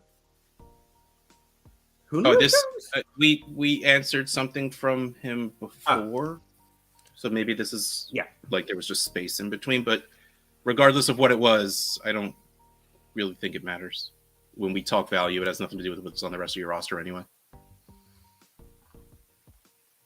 But I like having Garrett Wilson on my teams. Yeah, this trade's great. Yeah, doesn't matter. B-Dags. What do you think about trading Hopkins and Roschon Johnson? Question. Oh, yeah, I know him. For Dawson. I like it. Who's Roschon Johnson? Texas running back. The other Texas running back. So you know Bijan, right? There was another guy. Oh, so on that team. It's like a Devy thing, I'm guessing. Either Devy or in the league already. They may have had their rookie draft, or who knows? Like that could happen. There are crazy leagues, Russ, where rookie drafts happen before the NFL draft. Who would ever? I know it's wild. Like that. But so like he could have Roschon Johnson. I mean, he could be Is that? But yes, he is a rookie. He's not in the NFL yet. I have to assume, like, have you watched him, Zach? I have watched half of him, Russ. So So- no, Which I don't have half, a. top or bottom. I don't. Sorry. That's really what it comes down to. Is he like a third round? Like, if you're watching him this late into your running backs? He's no. So we watch the first 12 guys we watch are you do based like on DLF. DLF rankings, and then we watch other guys that we want, or then we talk about other guys that we want to watch. So I have to make sure that I watch the 12 DLF guys. But like Roshan Johnson is interesting. He was a quarterback coming into Texas. Oh, so he's pretty much Jet McKinnon, and I love him as well. Oh, so yeah. So listen to this. So he was a quarterback. He came in. They had Sam Ellinger, and so they were like, "Well, our running back got hurt. Can you play running back?" And he was like, "Yeah, let me try." And so he did that as a freshman. He got 123 carries, had 600 yards, and 23 receptions. So you're like, great. And then Bijan Robinson comes in. And so he basically was like the spell back. So he had like 80 carries, 90 carries, 90 carries, was still a pretty good receiver coming out of, and let me see if I can find his statistics. Coming out of high school, he passed for 7,700 yards, ran for 4,900 yards, and accounted for 85 touchdowns as a quarterback coming into Texas. See, the real mistake was Texas should have been like, "You're a quarterback. Our quarterback is Sam Ellinger, so you're now our quarterback." Yeah, like that's what should have happened. So it's interesting because again, he's only been a running back for 4 years, and he's been behind Bijan Robinson for 3 years. So it's a little difficult. Yeah, so this is a wonderful combination of Jet McKinnon and Miles Sanders, and I am all in. Yeah, and he seems to have a lot of talent. We don't know how it's going to shake out. Yeah. Okay, but with all of that in perspective, Hopkins being what he is, if your thoughts are Roshan being second half of the second round, or lower, I'm still fine moving that for Dotson. For Dotson, yeah. I think Dotson's probably got the lowest upside of anyone here, but he's also got a fairly safe floor. He's going to be a decent NFL wide receiver. He's going to show up again. So looking at this through the Russ lens, it'll be easier to trade Dotson than it will be to trade any of the other players in this trade. So you might as well get Dotson and then turn around and move him for something that you really want. Yeah, you'll use him in a package to 2-for-1 to someone else. Yeah. You'll be able to better your team. Ben 15110. 10-team 2 QB have Trevor Lawrence and Justin Fields, Sam Howell, Winston on my bench. The 102, the 103, the 106, the 112. Do I work the board, taking Gibbs and JSN, and then one of the QBs at 106? Well, for a start, don't plan your draft. Let's just see how it goes. Like you never know, but yeah, if you want a rough sketch, I think the two QB lead. No, I think you just take both Right now, where my head would be at is I'm taking both quarterbacks and then probably Gibbs at 6. Like, you take the best player. In a quarterbacks are more value in two quarterbacks than they are in Superflex, because Superflex, when someone gets injured, someone has a bye week, you can put in someone else, but like you're getting zeros if you don't have a third quarterback. You will account for somewhere between 4 to 6 starting quarterbacks on your teams if you take Young and Stroud. That's a position you want to be in. I would consider adding the 3 and the 12 to get the 101. That sounds like there are moves you can make here. If the rest of your team is good, other than that, I love take the best players. Yeah. It does suck not telling you to just draft the Jedi JSN, but try, but make moves to get that pick. Don't try and game plan your draft around what you want. Yeah, if anything, like you could just find out who has the 104 and just be like, you need a quarterback, throw me a second, and you can move up. I'll move back just one, and then you walk into JSN and you got a second for it, for someone you wanted to draft anyway. Do the receivers who play for New England in 2023 dictate the Mac Jones results? The wide receiver room is pretty weak. Hey, you watch that Jacoby Myers slander. He's all not right? in their wide receiver room right now. But to be fair, that's a New England room thing until they're Wes Welker and Julian Edelman, and then apparently they're great. Even though they do the same thing, not quite the same thing. I don't know what happened this year with New England. I think Mac They Jones didn't really have an solid. offensive He's coordinator. That's because I don't pay attention to that. That's a fine reason why I don't know what happened, but I can't pretend to know it. But he should have been better than this year. He wasn't. I don't think the skill went anywhere. I don't think he's Patrick Mahomes, but I think he's very competent, and I think the team will keep working to use that competency to have better than what his current value is.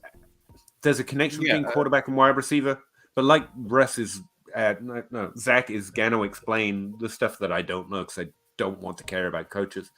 There are other factors that go into that, and it's very likely that. I don't think Mac Jones is bad. I don't think Jacoby Myers is bad. I think the two of them together alone, I think that team was perfectly capable of doing better this year based on the players they had, to answer your question. I think the problem is more to the stuff that I don't pay attention to, like Zach saying the offensive coordinator sucked or Peter, didn't exist. Imagine, if you will, you are the quarterback of the New England Patriots. You've got a 24-second play clock. At 8 seconds left on the play clock, the offensive coordinator says, okay, here's the play. These 4 receivers are not going to get open. Go. And then you have to go and run that play. That's what Mac Jones did for 17 games this year. He didn't do it for 17, for like 12, because Bailey Zappi did it for a couple. And when Bailey Zappi came in, they were just like, yeah, why don't you throw it deep? And he did. But we couldn't do it for our first guy. We're not doing just go whatever, man. No. So it should be different. I do expect them to add at least a receiver because they're going to lose at least a receiver. They have to do something. And they've got a decent amount of cap space. I think they're 7th right now. Like looking to the 2023 season, they're like 7th most cap space. So that's nice. Yeah, they've got a chance to move around. I feel like I follow Pat's cap. They've got about $34 million under the cap. So they should do something. I do think, yes, receivers help the quarterback. This is the raging debate between Peter and Jacob Rickroad, whether quarterbacks control things, whether receivers control things, and the answer is yes. They're symbiotic. I think they will probably add a receiver. Adding a receiver will help. Adding an offensive coordinator will help. And having Mac Jones back healthy with an offensive coordinator and a receiver should put him back around where he was before. I don't expect him to be a top 12 quarterback, but he should be a top 16 quarterback. Okay, I'm done. Yeah, you said imagine being the New England quarterback, and ever since you said that sentence, I've just been imagining how I would start a Twitter beef with Tom Brady. So could you go back over everything else you've said? Like I would fully be like, hey, pretty cool being the New England quarterback. Like I don't know how I'd get at him, but I'll be getting in those mentions. That would be my plan. What were you saying? That was pretty much it. Oh, cool. Yeah. That and planning which beach home to buy because I'm not spending the summer or the winter in New England. Like, screw that. Yeah, who would ever want to do that? Absolutely. NGG, 10 team, 2 QB, a lot of different point aspects, including one completion. Okay. It feels like this is a follow-on from something. Ooh, that is fancy quarterback scoring. This is fantasy. Not fantasy, fancy quarterback scoring. Yes, fancy. 1 point per completion, minus 1 point incompletion. Yep. 0.5 points per carry. That's an interesting scoring system. That's a lot. 1 PPR, right. No tight end premium, which is excellent. Already have Devontae, Olave, Judy. Is AJ Brown, Danny Jones for Lamar Jackson, Rashad White, and Muth crazy? First blush, yes. First of all, you don't want. Let me okay, you don't want Daniel Jones or Lamar in. Yeah, you want. Yeah. You want to. I mean, you need to find the most efficient quarterbacks in the league and just go after them. But the half point per carry is nice. I was Oh, thinking of the Lamar, half point per really does. carry. Yeah. Man, Daniel Jones probably gets you just as much as Lamar does. That's what I was thinking. I don't know that I do this for Rashad White and Muth. Yeah, no, the more no tight end premium even. Not going to look at any stats right now because I'm way too lazy to try and find those. But I have to imagine rushing attempts per game was not that different between Daniel Jones and Lamar Jackson.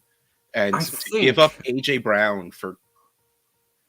I mean, you want. I think Rashad Daniel White to Jones be the hurts thing, you but- in that scoring system a lot more than Lamar Jackson. I don't know the numbers, but just run it like Daniel Jones has to be punishing you every week with incompletions. Lamar Jackson doesn't pass a lot, but he passes much more efficient. Daniel Jones has been a 64% this year. No, over his career, he's been 64%. No, we just he fumbles a lot. Someone who turns the ball over a lot, okay. but it's usually also because he fumbles. Yeah. Well, he didn't this year, but he used to fumble a lot. I thought it was more inaccurate than that. All right. Well, he also look at the players he's throwing to. You know, hopefully they fix that a bit, and that'll help more. But also the same for Lamar. Hopefully Bateman comes back, he gets healthy. They'll have a much better run offense when finally Greg Roman's gone. So I think both of them will probably do a little better. But I'd be fine riding Daniel Jones, especially if it means not losing Antonio Brown. Antonio Brown's probably the gold in this trade. Yeah. I said Antonio Brown. Kyler Murray. I want rid of Daniel Jones, though. I don't think there's long-term upside there. I don't care. I'm fine with Daniel So Jones. maybe Kyler Murray is a better target. But yeah, it's AJ Brown's side probably. But that's rough. You just I hate rooting for like underappreciated players. Okay, I just like elite things. Okay? Peter wants Daniel Rashad Jones, White and Muth, and like he just can't help it. Needs to find a way to work that in. True. Yeah, but no, I just like Lamar Jackson. I mean, I am with you. I think Lamar Jackson is fantastic, but yeah, see, the thing is, that's what I'm trying to figure out. If Lamar Jackson's still Lamar Jackson on the scoring side, like that's the side that I. But I think you're right. 5 per carry is gross. I can't even imagine. You should trade everybody for running backs. Yeah, you should 2 running quarterbacks, 1 wide receiver, and it be like Deebo Samuel, and then running backs. Who's your quarterback this week? Rashawn Johnson. He's got the dual designation. That's what I'm going for. Sean, 12-team Superflex got Kyler the 110 for the 103, Goff and the 209. Got Kyler on the 110 for the 103, Goff. Yes, yeah, good. I like this. Yeah. See, this usually happens without getting the 110 back, so you did good. Yep. Sean, 5'8", 185 pounds. Yikes. I'll have you know I'm over 6 foot tall. Sean, different league, 12-team Superflex. Kyler and Sutton for Cousins and Jacobs. Kyler. Well, no, I mean, like, if you want to go score points, Cousins and Jacobs is a really good combination to go after, but value, I get it. Value is super weird for Kyler right now, but this feels... I mean, probably trade Sutton, but yes, Kyler side. Yeah. This feels low for Kyler, but also, if you just want to get out, whatever, man. Like, I don't think this is egregiously terrible, but yeah, it's just gets Kyler's side. It's like how many points are going to score next week? None. Cool. So it's all even. Like that's where my mind went. We know Kyler's missing games, so yeah, but like there's not a lot of time between anyone scoring. Yeah, but yeah. I get what you're saying. Yeah. The pound, nice. Drop the likes for the fellas. Appreciate that, man. Thank you. NGG Brees is a better pure skills and decision-making prospect than Kyler was. Really, that's interesting. If he has a line and receiving targets, he can stay safe by getting the ball out. Again, for me, it's about how they play at the size they are. And I don't know those things, but if they're effective in college and the NFL thinks they can be effective in the NFL, I tend to believe it. And he was effective in college. I know that much. So it's about what the NFL thinks, you know? But I really appreciate your opinion because, again, I need all the quarterback opinions I can get. Chevini, Dante Culpepper was a huge QB, but his career was ended by injuries too. Yeah, I mean, big QB. Yeah, if you're in the NFL, you can get injured. Like the people if exist. you will get injured. That's literally half. Like they yeah. It's at a certain point, there's no one that can't be injured. Unfortunately, obviously, Bryce Young's size isn't ideal, but I don't plan on fading him completely. I'm more than willing to play it by ear. You know, all I know is that I hope Mina Kimes was wearing heels in that picture because that's Bryce Young, and Mina's not exactly tall. She's tiny. No. She's. Are you concerned about it, or is that just fun? No, it's just for laughs. Okay. NGG and Dante's hands were tiny. Joe Burrow had tiny hands too. Joe Burrow, he'll never make it in cold weather. His name just literally jumped out my head, but he can't throw a spiral. And yeah, Drew Brees is tiny, and Russell Wilson will never be able to see over the line. And Patrick Mahomes was a system QB in college, and Josh Allen can't become more efficient. That's one I went with. Drew Brees literally threw on his tippy toes. Which it's about how they play with what they got. If you can throw like Drew Brees on your tippy toes, you're good. A decade of this man's career, I laughed every time I watched him throw the ball. Like he planted his feet and then lifted himself up. It was amazing. I loved it. Yeah, one of the most efficient quarterbacks ever. Yeah, on your tippy toes. I mean, if you're good enough, you're good enough. You know, Andrew Luck and Cam Newton were built like tanks. Seriously, if this is Sorry, I know, yeah, but I always forget that because they came out at the same time, and Andrew Luck wasn't there. And then you'd see their like measurements, like, God damn, Andrew Luck is literally almost 1-for-1 Cam Newton size. You always think of one as a giant, and it's like, wow, that Andrew Luck, God bless. NGG, true. Oh, sorry, didn't mean to listen in. Cypher, love you guys. 10-team Dynasty Superflex PPR start 11. Would you trade Lamar and Lockett for Deshaun and Burks? Russ would not. No. That's just have it out there. I like getting Burks for Lockett. That's good value.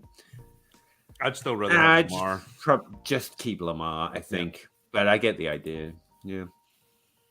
Randy Wyatt, I'm saying I don't see the value of that trade. Yeah. And you don't?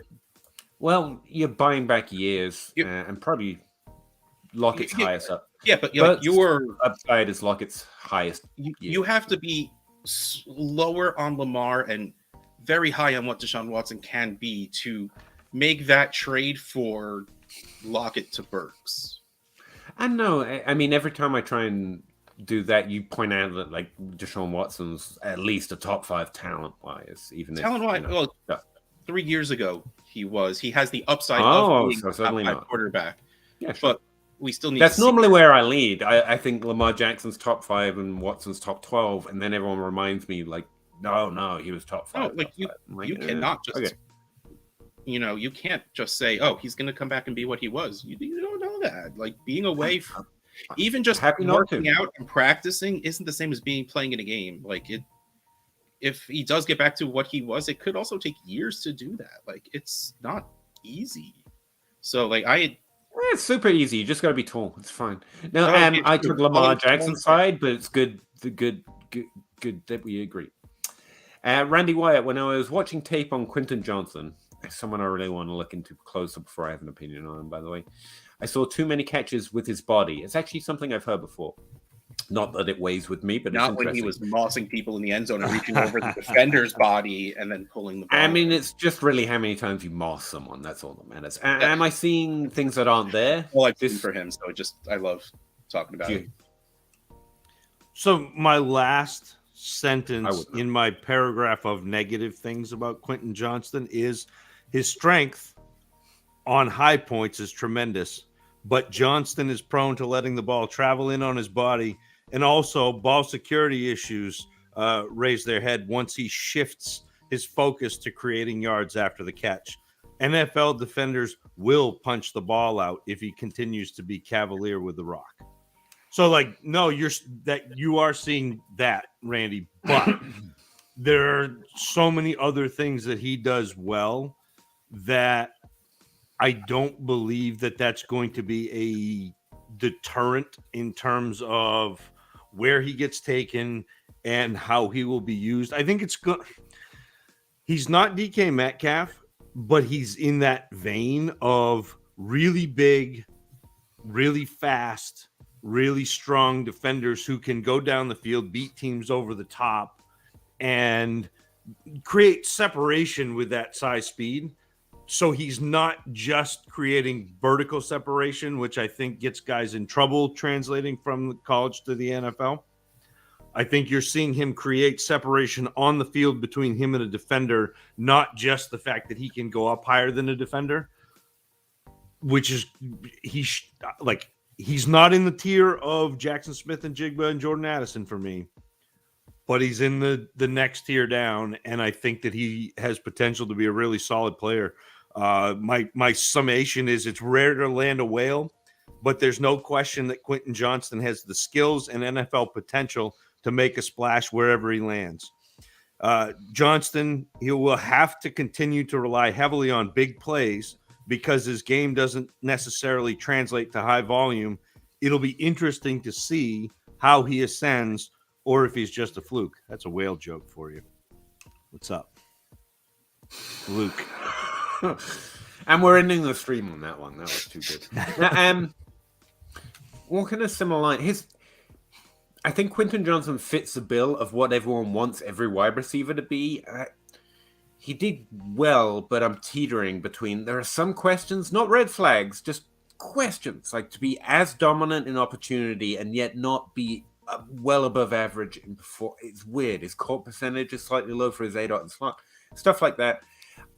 The reason I'm playing hesitant is I think because this is a bad season comp, but he's the most Jamar Chase role-like in this class who's actually good.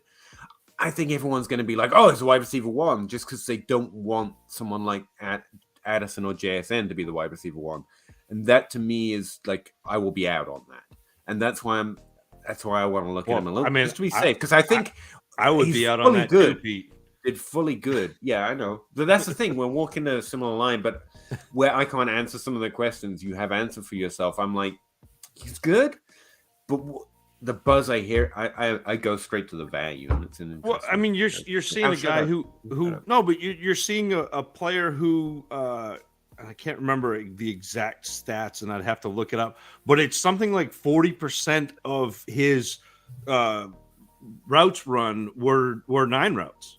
So of course he's got a 50% catch rate because he's going 40 yards down the field on half of his throws. No, I mean relative to other people running, but again, it's not bad. The core percentage has zero correlation. It's just I have enough questions to go. The only guy who ran 9 routes at the rate that he did was the guy out of Tennessee, whose name escapes me right now, but Hyatt. I will come up with Jalen Hyatt. And Jalen Hyatt is like the other guy who's like, I need to get into the stream now. Jalen Hyatt's like a 4.3 40-yard. Like, he's going to be fast. Yes, I believe so. Yeah. But he's the only other player who ran that like 9 routes at the rate that Quentin Johnston did. Okay. Cool. Jesse Fresh, do people think Levis is actually a good pick? Those people I don't know what are people think. I think some do. Yeah. The Indianapolis front office. Indianapolis seems to think it is, yeah. Again, I think maybe, and there's not a lot past the 2, so maybe is probably going to be a little overvalued. Yeah. Well, and it's if you listen to Peter and Travis May talk on his Crossroads, Dynasty Crossroads, at the last 3 episodes, but the last one, Travis said this is really going to be a litmus test. The Will Levis is going to be a litmus test for the NFL, because last year we saw the NFL actually realize that taking a bad quarterback with a high pick is not a great move, even if you need a quarterback. And so they didn't, except for Pittsburgh. And this will be interesting to see if Levis goes and Anthony Richardson, frankly, if they go highly. Because they're not the same level of prospect as the players who should, frankly, be drafted up there. And yeah, he said the NFL would be analytics would be set back 10 years with Levis, and he said 20 years for Richardson. So somebody's going to trade up to the 101 to take Levis. Then that'll happen just to set analytics back. That'll happen. Again, we're rooting for the kid, and he was pretty decent. Like, if you put him in the conversation with Kenny Pickett, I'd be like, yeah, Jake could probably run an offense, fine. And yes, that's probably going to be overvalued this year. Dalton Kincaid all day. I do know that name, but I don't know who that is. I think it's SZN. He made a nice catch recently. Oh, nice. Good for him. Good for him. I mean, was it one-handed? It was on the sideline. Does that count? That counts. He's good. It does count. Shavini, how about Michael Meyer in tight end premium? He's got to be a mid-late first in that format, doesn't he? He'll be especially in tight end premium leagues. That doesn't mean you should, but that is absolutely where he will be. But Zach has always been on record saying it doesn't matter. He's just not taking a tight end in the first. Yeah. I think right now the tight end middle class is obtainable for a mid to late first, and I'd rather get them than the rookie in general. But that's probably where it's going to be taken to, as Russ said. I suppose Dalton Kincaid and Luke Musgrave will be available in this. Yeah, a second would be a reach probably right now, at least based on where we currently are. And both are pretty decent prospects. I don't see anyone that lights my hair on fire or anything. Like, I gotta have Trey McBride. See how well that worked out. Wait, again, tight end is kind of like that. I tend to wait. Yeah. Sometimes you just read a Google spreadsheet and it's just that's why it always looks like this. Zach saw a really good one a long time ago. Yeah. Tight ends are it's like George Kittle. That the ones that hit with profiles like that, like you can wait until after the first season and then get interested. But I mean, yeah, if you're talking an early third round pick, I like taking shots at tight end and running back, especially after my big rookie targets are gone, just because that's where a lot of difference makers come from, because we project them worse than we should or do, or on average, something like that. Sampo Fido, nice. Tucker dropping in rankings for many analysts. Some NFL mock drafts have him midday 3. Tucker. Sean Tucker, the guy we talked about for 10 minutes. Yeah, Syracuse. Right. Syracuse. Nah, you got to say both names or it's too generic. Sean Tucker. Okay, sure, gotcha. Yeah, if he's projected up there because PFF thinks he's Saquon Barkley or whatnot, he's definitely got a disappointment type. But I think he's solid. Watson great in the Burks. Oh, false. Yeah, that thread that will not stop on my timeline. I disagree. But yeah, nice to see you, man. And thanks for the $2. And they've been going back and forth. I've been trying to chip in, but I got no more to add. I don't think I have more to add. I understand so few things. About per game and usage rates for Watson. Watson had a really good rookie season. It's just I try not to make more out of it than I know, if you know what I mean. Drampian, I refuse. I'm not going to say it. It's Drampian. That's what aren't you going to say? Drampian. The doctor's in. I had to try. Kidding me? Idiot like me doesn't fall for that. You know, look over there. Hey guys, would you be trying to move on from Mixon right now? I mean, good luck. Yeah, if I can get something for him, I would get it. If so, what would you look? If I can get a mid-second round rookie pick, I think I've gotten a pretty good trade for him right now. Right?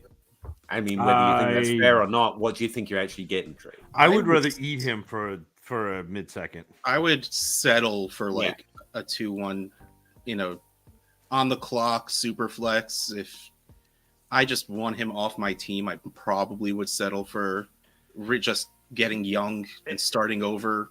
But I need to be there and see that there's someone I want, unless I feel strong enough that I can move the pick. And the answer is probably I package him to get something that I actually want. Yeah, but moving Mixon, you need such a specific person to want Mixon right now. Not really. He's just a running back with points, I think. Well, you're hoping he's a running back with points. I mean, I know he was like he. I'm Was the good one who last just year. got told I was valuing him too low. Okay, yeah, right. Yeah, I think that's the answer. You add him to something and move up. Try and tear up into a higher first round pick. Add mix into your first round pick to go up. That kind of system. Randy, Zach, when scouting Richardson, make a note to watch how he misses. His passing isn't as bad as you think. I could be wrong, but after scouting him, that's what I came away with thinking. I will watch him, Randy, but it'll be another couple of weeks. We'll have a discussion, but it'll be a little bit because I got some players that I can actually evaluate before I get to quarterback, who are basically quarterbacks. You're going, okay, this is how I like them. This is like the order I like them. What does the NFL think? And then when the NFL drafts players, you're just like, this is what I think. Well, no, I mean, not quite that. If I like guys and the NFL likes them, that's good. If I don't like guys and the NFL likes them, I still don't like them. If I like a guy and the NFL doesn't like him, I don't like him anymore because it just doesn't work. Like, really. It's relative. Like, if he's a roster filler, then I have plenty of that to scout. Don't you get? But he's not a quarterback. Same formula. Like I'm talking I was quarterbacks. just talking generically. Like quarterbacks. Oh yeah, quarterbacks. They're either no. I'm going to shut up. Yeah, that's fine. Are you though? That's the right process. No, Probably, like some.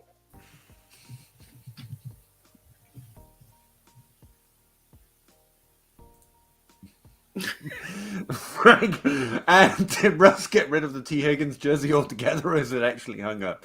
I think he set it on fire. If it would be right here, we got a carpet, so I had to move it to a safe place. So it's now even further out of my realm of attention to hang it up. It's now even further away from being hung up. Somehow it regressed to a state of even less hung upness. Got it. James Williams. The T. Higgins jersey is like the star of the show. It's I get character. Does this team have the ability to compete this year? 1 QB, 18 league, so high starter caliber. Burrow, Watson, and Dak. Oh, in 1 QB. Okay. Ken Walker, Breece Hall, Tyler Algier, Khalil Herbert, Rashad White. It's pretty solid. We buried the lead. Then he's got the 101, he's got the 102, and he's got Madison, Alexander Madison. I guess. I'm missing the rest of your team here. Here we go. Right. He's got JJ Chase, Amon-Ra St. Brown. What? There's a team. Oh, there it is. Jameson Williams, Nico Collins, Elijah Moore, Hodges, and Moose. Oh my!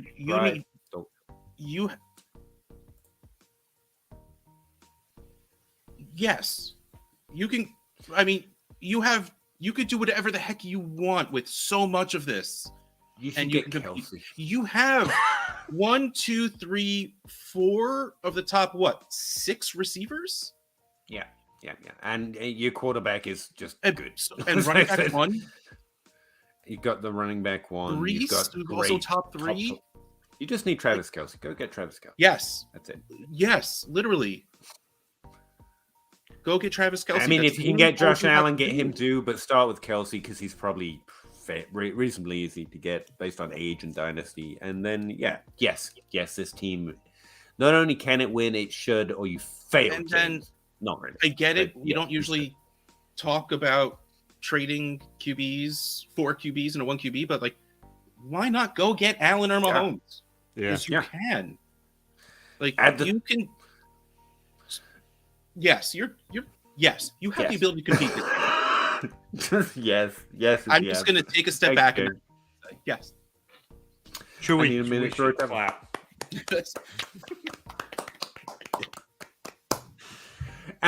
Pete, 12-team Dynasty Superflex tight end premium start 9. Trade Pickens and Akers for Pitts. Yes. I would do that pretty easily. Yes.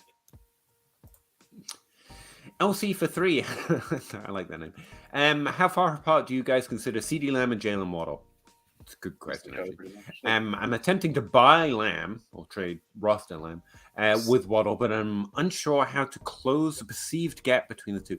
See, rankings wise, I like They're like peas in a pod. They're in a similar range. Keep trade cut, DLF, ADP. Reality-wise, yeah, Waddle's got more value. No, he wants to in my opinion. use Waddle to get Lamb. Like, you should be I able know to pretty much swap those. I think you should ask for stuff on top of CeeDee Lamb for Waddle. So I don't know I'm the best one to give advice. Like, that's where I'm at. I think there's like not much, but there's like a second round pick difference. I would just rather roster I Waddle. just wouldn't do it. Like, I get liking Lamb more than Waddle, but like, find something. Like, it's got to be another way to get Lamb and have both of them on your team. Like, trade Waddle. If you trade Waddle, I think you're either trying to elite a different tier. You're trying to get Mahomes from Cousins, kind of a move to get that value out of him, because he is a hard trade. Or you just tear up, you add something to Waddle, and instead of getting CeeDee Lamb, who's kind of in the same tier for me, you go try and get Jefferson or Chase. Like, that's the only move I can think of, because this is too 1-to-1 for me. To me, that's especially at the same position. That's the only way you go if you're going up from Waddle or Lamb. Like, going up to AJ Brown or whatever doesn't matter. Like, unless you're going to Chase or Jefferson, using same position, same tier, just. Could you guys cover it for a second? I gotta step away for a minute. I'll pull something new up. Gavin Ferguson, 12-team Superflex, start 10. This was a terrible one to walk away. Give the 208 and the 307 and get Dameon Pierce. Honestly, that is. I usually don't answer get Pierce, but the answer is yes, get Pierce. Thank you, Peter. Yeah. And he walks away on McGonagall. I would have loved to hear Peter say McGonagall. He probably would have been all right. Start 10, tight end premium. The 311 or Mike Gesicki. Yep. Whatever. I don't. Like, honestly, like, Mike Gesicki, just because he's gone now. So hopefully he will go to a team that wants to actually use him. Because 2 years ago when the Dolphins used him, he was a good tight end. He's really athletic. Penn State pass catchers, baby. Woo, woo. So I would. The 311. Who the hell cares? I gotta be honest. I gotta go back to that question because it's like the dad joke in my mind with the CeeDee Lamb and Jalen Waddle. How far apart like? My initial thought was about 1,300 miles. But I know. I'm sorry. And we had to go back for you to say that. Well, because I haven't been able to get a word in. I mean, Peter's gone now. Yeah, you can get them all out. He can still hear us. Shh. No, whatever. I love Peter. I said it. I can't use the mouse to make. No, but you can read the next one that Zach has. FF Uncle Phil. I don't care that it's wrong. That's what I'm saying. Evening. Toronto Dave gave us a football party. Here we go. Uncle Phil. Superflex 12 team. Start 11. Love it. Tight end premium. Have Stevenson, Javonte, Aaron Jones, Dylan, Zeke, and Henry. Just traded Henry for the 112. You got a first for Henry. That's pretty good. It feels gross, but he's going to be 30, so I figured get out now. It is gross, but it's still not a bad dynasty move. If you want to get out now, you are lucky to have gotten a first. I think that's really what it comes down to, because of the time of year and because of the age, because of the changeover that happened in Tennessee. Yeah, these are all reasons to lower a value of a 30-year-old running back. If a 30-year-old running back should ever have value in the first place, which Derrick Henry should. So, I think you did a good job. Hey, recovering Ridley Truther. Gentlemen, what's your views on the older tight ends with past dominant production, especially in 0.75 to 2 tight end premium? Bye, Peter. Mainly Waller and Kittle. I'm trying to add them to leagues while there's no points. Send Pittman and Dulcich for Kittle and Waller in a 12-team, 1 PPR, 2 tight end premium. Yes. Yeah, I would do that. I'm going to say this because you have always been the smart one that said just keep going and getting Kittle. I just didn't like rostering Kittle for the longest time, and it really comes down to me being wrong, sort of. Like, I remember a couple of years ago, and I said this once already to show, and it like kind of clicked in my brain a week or two ago, when Gronk was really in his prime of being DT at the TE tight end one, he was missing 3 or 4 games every single season. Yes. But he was tight end 1 points per game, and sometimes even just like tight end 1 full points anyway, because that's how bad the tight end position was in general. Kittle is that. Like, I remember this season just being like, Kittle's done, whatever, get away from Kittle. Then he got healthy and started putting up 25, 30 points a game. And it's just like, I've been trying to buy George Kittle for a late first round pick for like a year, and I haven't got anyone to buy. And I'm in on Waller, especially at the price you paid for him, because he's there. They like him in Oakland. He's going to be a part of that offense. Chances are, whatever QB they bring in will be an upgrade from what Derek Carr was last year. And hopefully Waller stays healthy, in which case everything gets better for Waller as well. And in a 2-point premium, which is the interesting thing, and it's cool that you brought up Gronk. I mean, not that Kittle is Gronk, because Gronk, you could basically take Gronk's career, cut it in half, and he'd be 2 Hall of Fame tight ends. Yeah. But Gronk, when he got hurt, didn't play. Kittle plays through so much, and I think that's going to hurt Mark Andrews' value next year, and it shouldn't, because Mark Andrews played through injury too. And I hate him for it. And I get it, and a lot of people do, because a lot of people, Mark Andrews was scoring, 17, 18, 20 points a game in the first 8 games, and then he hurt his knee and his shoulder, and all of a sudden he was like 6 points a game, and people, didn't win their championships because they had Mark Andrews, and they thought that are they very small people, like 180 tiny people, like they tiny people? Very that's probably small. why they were hurt. Yeah, Emotionally, but that's kind of the issue with tight end is they are taking so much punishment that it's almost impossible to get through an entire year without being injured. If you don't sit out and you're playing as a tight end, you may be helping your kid. That was Kittle. And we talked about this at the beginning of the year. Kittle was blocking. He was not going out for routes. It was Ross Dwelly going out for routes. But you knew that Kittle was going to get healthy and start running Ross Dwelly routes, running those Ross. Yeah. 12 teams who flex PPR start 11 as Tua and Waddle for Carr, Olave, and 24 first. Waddle. Still Tua Waddle for me, even though Olave is. Well, I mean, are we at the level of crossing off Waddle and Olave? Because I don't think I'm there yet, but I know I talk to Bosch too much, so like my thinking of what people think of Olave is too high, because he has Olave like wide receiver 3 or 4. But I still have Waddle over Olave, and then I want Tua over Carr in a 24 first. So you guys both snapped at that. For me, it would take me a minute to say, Tua Waddle.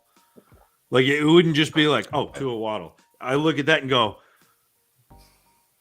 it's Tua and Waddle. So for me, it's a bit closer, but it's still Tua Waddle. Like, oh no, I think same tier. It's just I have both players slightly higher in that, which I'd prefer.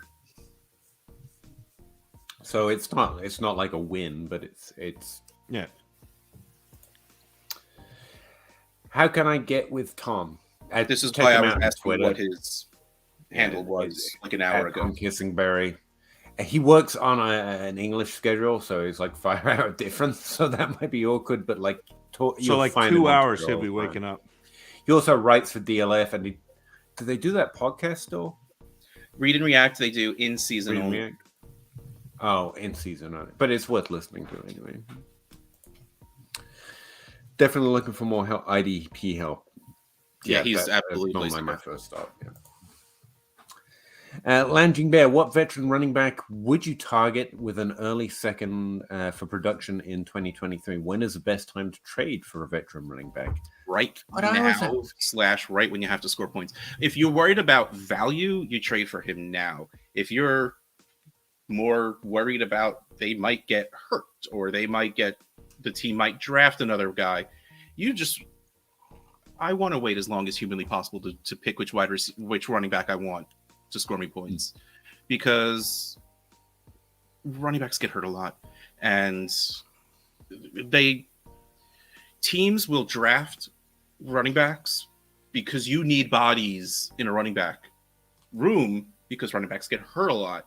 So when a team will draft a running back in the 4th or 5th, and it is 1000% like a backup running back, people will still panic and maybe lower their value a little bit on these veteran running backs, even though they shouldn't. So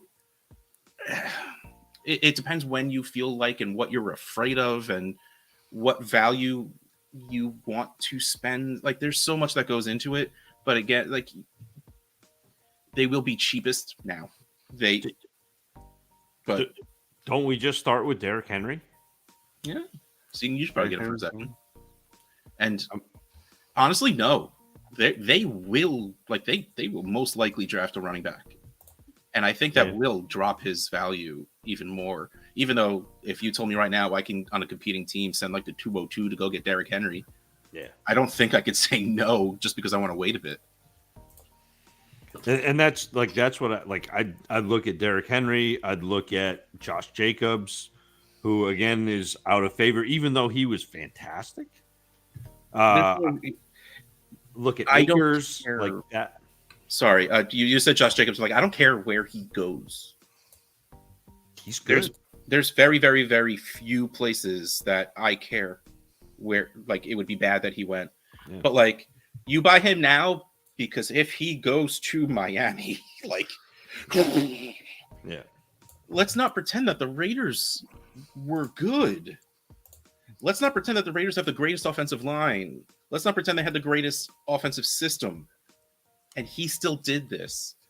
I almost feel bad for not liking him for a while. Like, I'm never sad to be proven wrong when I say a player isn't doing well, because I want everyone to succeed, and he did. And he still didn't catch as many passes as he could. Is Dalvin Cook another one that early second that we're interested in? You can absolutely get him for a second. You do not have to pay first for Dalvin anymore, but he looks a little slow to me. And he reminds me of Adrian Peterson a bit, in a fact where I hated having Adrian Peterson on my fantasy teams, not because he didn't score points, because in his prime, he was the 101. Right. But because Adrian Peterson would run for a total of, like, let's just say 30 rushes per game. 28 of them would be for 1 to 3 yards. Yeah. And then 1 or 2 of them would be for 60 yards and a touchdown. And that's how he got his points. And it made me like have heart palpitations. It's like Nick Chubb does. It's so funny. Like, it really, like, it's so fun to watch him like break that 60-yard run. He gets more, like, to me, you see more 20-yard runs out of Nick Chubb than we ever did. Yeah, but you're thinking like 35-year-old Adrian Peterson, though. Like, no. Okay, maybe I'm thinking of like 27-year-old Adrian Peterson. 35-year-old Adrian Peterson, he didn't get those 60-yard rushes, but he still was pretty good at running back too, which is just to say how inhuman he was from the very beginning. There are a lot of running backs on the list of players that DLF rankings consensus likes better than average right now, but I think the ones that fit what you're looking for, Christian McCaffrey is number one. He's not really that vet running back, but the difference between them is significant ADP to consensus. Like, he's running back 2 for us and running back 5 for average, and that's significantly based on where you get him. But outside of that is Kamara, Swift, Aaron Jones.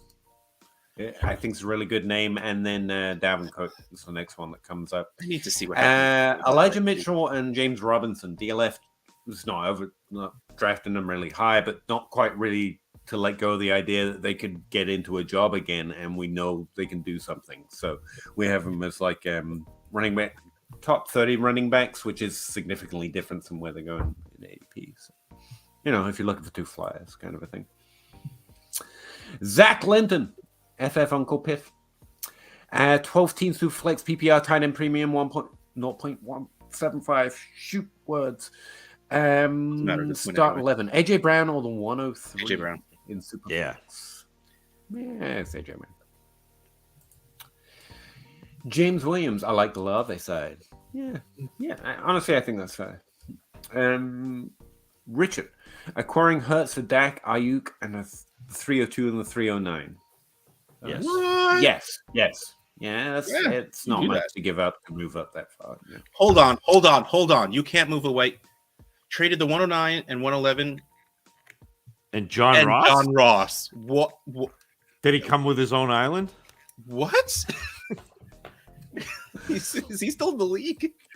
Richard's just out here getting value off, random people off the street. It's like he doesn't play in the NFL, but he's really fast. It's a good night tonight, fellas. Good job. Shavini, and always is when you're here, Russ, and you, Zach. Hopefully the Pats don't blow their cap space on more signings like Hunter Henry and Judas. I mean, they will. That's what the Pats do, right? We've got some money. It made sense at the time, but they want to be productive with players you don't think they should get, whether it's a draft or free agency. That's what they want to do. That's what they've always done. They want to find players who do a specific. It's the Moneyball thing. They want to find a player who does a specific thing well, and then say, "Go do that thing." Unfortunately, Jonnu Smith got hurt, and Hunter Henry caught touchdowns. It's not like he was good. It's really first year, especially. Yeah. Like you saw, I was sad when they signed both of them, but when you took a step back, you're like, oh, that makes perfect sense that the Patriots would do that. Yeah. LC for 3. Is there any real path left for Justin Herbert to be a dominant? Absolutely. Having wide receivers. He is, I think, right? But anyway, and both his wide receivers are older and more injury prone. I don't think injury prone is a thing, and older is a dynasty value thing. I think they'll be fine next year. Eckler is getting older, and his head coach is a doofus. Can't speak for the last one. Don't know they exist. But again, age doesn't relate to talent. That's a dynasty value thing. Josh Palmer did pretty well this year, and I think would have done well earlier if the wide receivers in front of him weren't so good, maybe. But and also, this is a good draft class to pick up Keenan Allen type. Yeah, to be honest.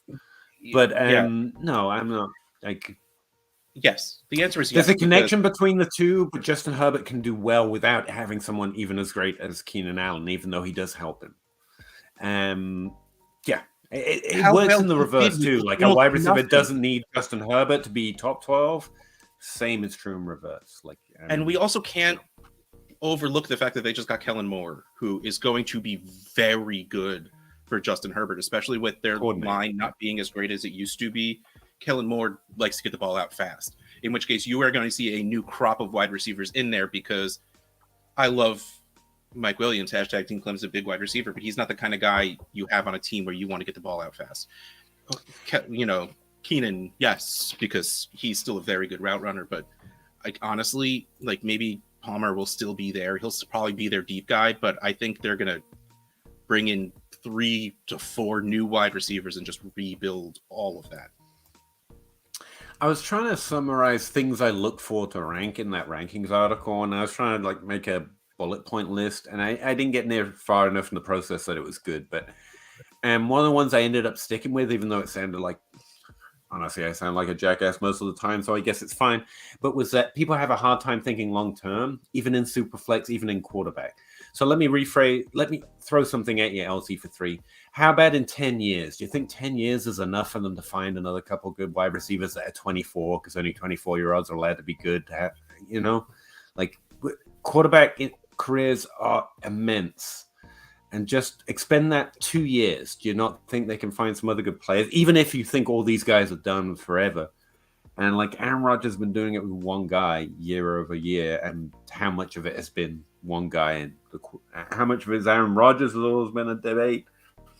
But they can find other players even if they needed to, and I don't think they do immediately. Especially in playing Dynasty, there's no need to struggle to think long term about the one position where really a decade is a reasonable expectation. Median. James Williams is talking to someone else. Evening, fellas. Hello, above grief. Hey. Do you guys ever feel bad about getting one over on your league mates? No. Nope. No, I hate those guys. And guys, let me move off Dak. I sent Daniel Jones 105 to 109 to him for Dak, and Najee and a 24 first and the 305. Just and the 305. I was gonna say it wasn't that bad, and then it just kept rolling. So, nah. Screw those guys. Unless they're also in here, in which case screw you and screw everybody, really. Clip. Above grief, he accepted and I feel bad now. I'm sorry. I have had it where someone felt bad after a trade we've done, and I try honestly not to have that be the case, and so I sent them something else for a lot less than it was worth to balance it out. I've done that. At the end of the day, honestly, again, thinking long term, it's better that someone's happy with the trade. Then, I squeeze out an extra second or first in value. But I mean, it depends on the league you play. If we're in that $300 buy-in league, no, screw you. I mean, it's too hot. So if you feel bad, you throw them a bone, and the next time you try and do a trade, I mean, Yeah, you do another trade where you give up slightly more. Yeah, and don't actually tell them that you're doing that, because that's condescending. And again, I mean, sometimes I've done a trade and they felt bad for me, and I was right. Dang it! Or the reverse has happened to me too. Like, I mean, they're making their bets. They're fully realized adult, try not to condescend with it too. But I get what you're saying, James Williams. Plus, they have an underwhelming defense, which I can't speak to. I think that can work both ways, though, to be honest with you, in terms of fantasy production. Force them to keep passing if they take Sean Tucker late. If they could replace Eckler and Keenan in this draft. I think I'm missing more. They're talking about Herbert. Doesn't change what I say, though. I think that his weapons are fine for at least a couple years, and if not, there's more than enough time to find replaceable talent. And Justin Herbert can get a lot done by himself, even if you don't have... And he has really quality weapons, don't get me wrong. Yeah, no, I firmly put Justin Herbert in that second tier below. He's with Burrow, Mahomes. I mean... I might...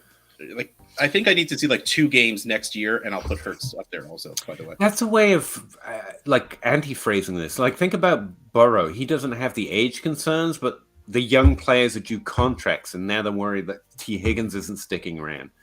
There's always something to think that, this team's not going to stick together, but Herbert is good. He is a dominant fantasy quarterback, and that's just the way I think of it. 12-team Superflex PPR tight end premium start 10. Pickett and Tony for Mac Jones. That's too much. Oh, wait, Superflex. Pickett and Tony for Mac Jones. 205. I'd rather have Mac Jones. It feels... I don't know. Mac Jones over Pickett and Tony the 205. So, right now, I think you can get Mac Jones for a song, and you've traded a really popular young wide receiver, and that just feels off. But I think, I prefer Mac Jones. But he's really popular for the same reason that Gabe Davis was really popular last year. That's what, but that's what I mean, though. Feels like you get a better trade for Pickett, but getting Mac Jones is good. So, James Martin, thoughts on trading Calvin Ridley for Pat Freiermuth? Rather awesome. In Premium League, and you want to get younger, Yeah. Never say no to a Pat Freiermuth trade. Aiming for 2024 run. It's just Calvin Ridley. When you want them players end up in the same trade, Aaron Wilson, 10-team Superflex. Is the 109 the line teardrop where you would trade out? I'd trade out at any point if I get the right value normally, but no, it's a little higher than that. I'd say in a Superflex, probably the 6 is where I'm good players still, I'm sure, but there's 6 players in here that I'd hang in for. I still want to be in the Maybe 6. I'd probably stick around at the 7, although if I got something nice, I'd trade out. You always trade. You can all, if it's a good trade, it's a good trade. But Yeah. I think the tier you're looking for is about 6 players in this draft. Yes, maybe 7. And You don't like Quentin Johnston, that's fine. But I I think don't he's not like probably him. Like I specifically said, not. I don't not like him. I have some You don't questions like him about better where his than- values are. No, what I was going to say is the line's normally at 4 for me. It's a lot closer to 4 than 6 on average. So that's what I mean by But- deep. Okay, but what I'm saying, Peter, is Quentin Johnston's going to be in the top 7 with consensus. He may be higher than Smith and Jigba and Addison, which to me means that I want to stick around at 7 because I'm going to get one of those players that I like. Yeah, I think we are. I don't know. I think we might be talking a little too strong about like the top 4 being the top 4 that, well, top 6. I think in Superflex drafts, like, I mean, like the more I see about Levis getting taken by the Colts at 6, Yeah, he could very easily turn into the 104, and that's just pushing Good for guys who those like that. people. Yeah. So like, which makes me want to think like at the 109, like maybe I hang around. Like, Yeah. like that's a move because you could, no matter what, you could do that on the clock. Like that's not something you need to do now. Right. So I don't know if I do that now. All right, you can keep going. It's Sorry. most a wide receiver 5. I mean, it's hardly hate. Why are you I so had to low? pull it up. I don't know. Same tier as Downs and Butte, very different players, and that's the difference essentially. Yeah, but I think the 6 is a fair line for this year. In terms of the tier he's asking about. A2Z, 12 teams with flex PPR, tight end premium, Pollard, Hawkinson, and versus Andrews and Christian Kirk, and a 24 first. Pollard and Hawkinson. No, Andrews. So and Andrews Kirk over first. Hawkinson. I don't And understand. then Pollard for Kirk. Second side, the Andrews side, please. What am I Yes. missing? Yeah. You're missing That that people everyone- are still Pollard. high on Pollard, even though he broke his leg. So like Pollard, I have many times over the past few weeks say how much I am angry and how much I hate Mark Andrews. I would take Mark Andrews over Hawkinson and Pollard. And it wasn't particularly hard for me. It'll be Right or interesting to wrong. see, though. Dallas has talked about franchising Pollard. Yeah, they would do that. That's wild to pay $10.5 million for a backup running back. They'll do it. I mean, if there's a team that would do it, it would be the Cowboys. Yeah.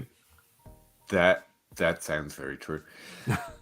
I have Dobbins, Swift, Gibson, Madison, and I will be drafting Bijan. I will be drafting Bijan. And would you feel safe riding those running backs? Yeah. I mean, Yeah. Swift Yeah, is your RB2, Dobbins is your 3. Yeah. I mean, you can always trade, and you can always trade running back specifically, but yeah, your running back Yeah, room like is pretty good. assuming everyone stays healthy, you feel great rolling into the season with that running back room. I'm very strong everywhere else. I don't know why I'm saying it like this, but yeah, That's how I read it. awesome That to just sounds like a brag and nothing else. hear.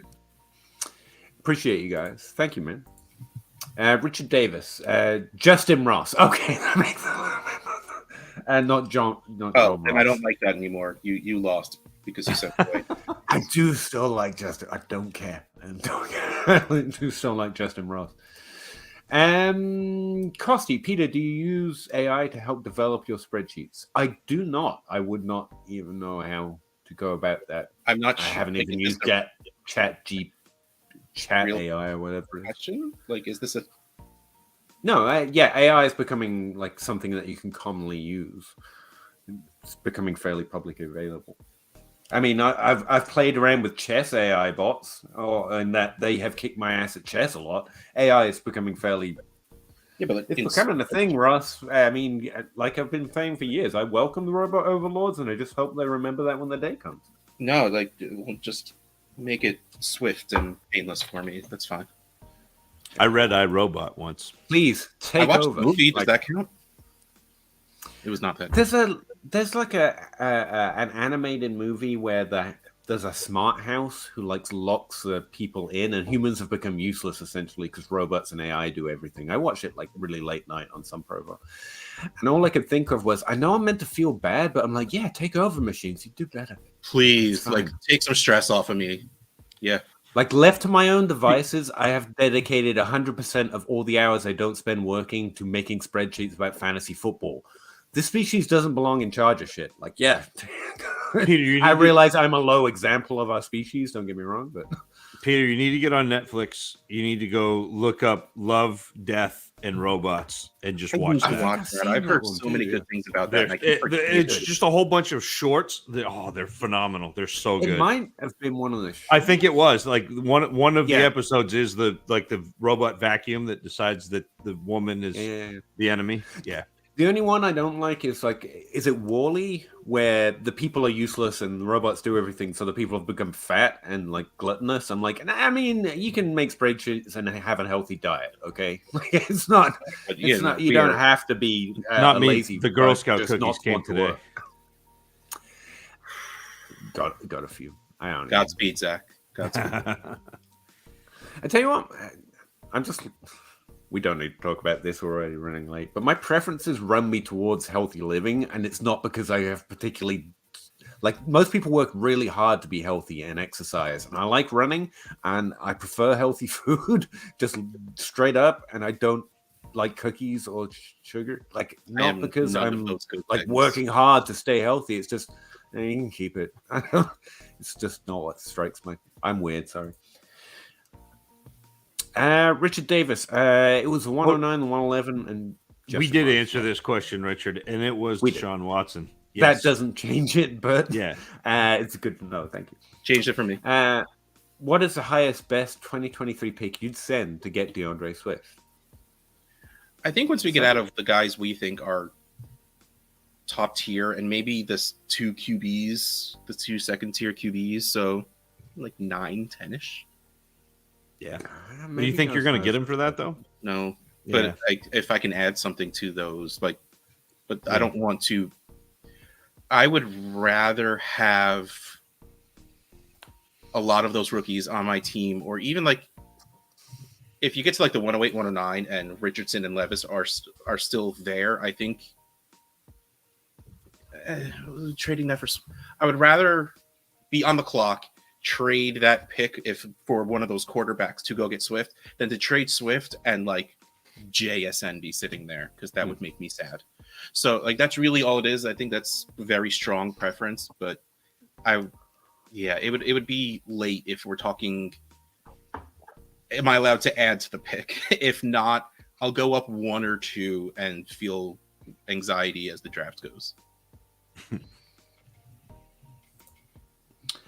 Non-dynasty question. We don't do this. Do you guys all have personal YouTube accounts that you do videos about Dynasty on?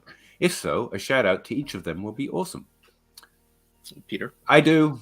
I think this live streams to it. It's just at PA Howdy is the thing.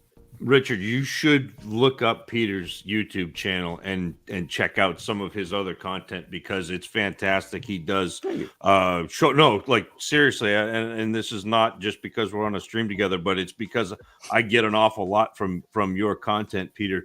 But he does a really good short 10-15 minute videos, really good, really actionable content. Right now he's doing a lot of right now he's doing a lot of draft stuff, which is kind of not topical, but you can go back, and a lot of them are evergreen, a lot of them are theory.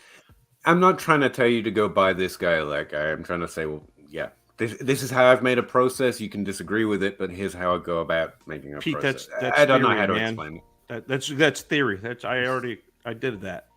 Sorry. See, I know you mean it because we hate each other in real life, so you wouldn't compliment the YouTube channel unless I was doing good work, and I appreciate that. No, I'm trying my best. It's actually really fun. I want to hate it because TikTok and YouTube videos, I want to be grumpy old man about this stuff, but it's actually really fun to do it, and I'm really happy with the way it's going. So, thank you.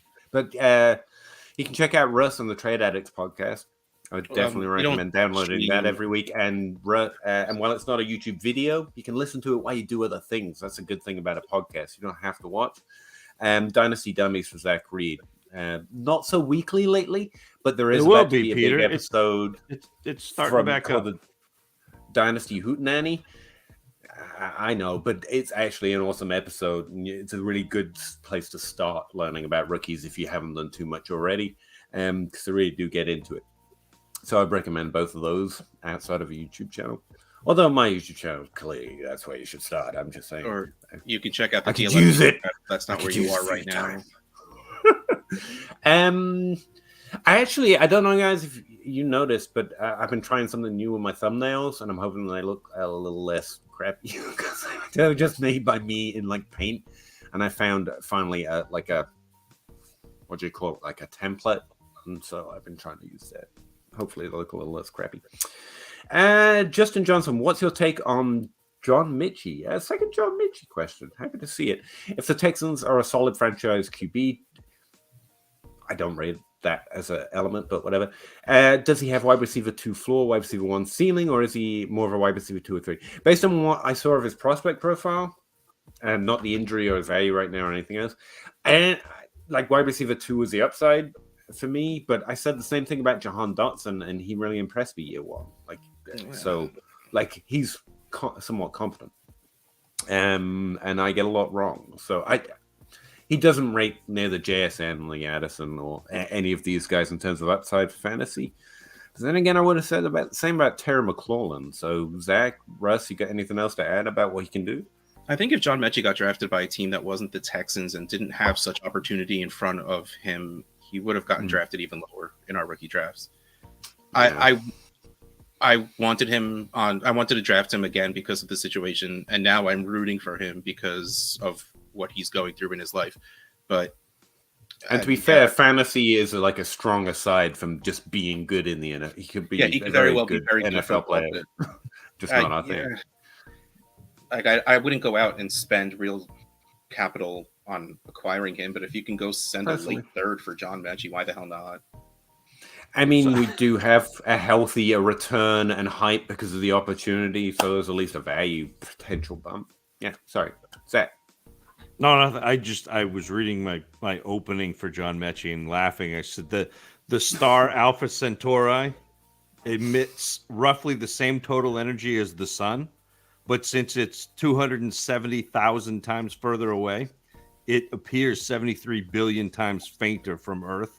Astronomers call this the John Mechie inverse light law, named after the forgotten Alabama wideout who was outshone by Jerry Jeudy, Devontae Smith, Henry Ruggs, Jalen Waddle, and Jameson Williams over the course of his career.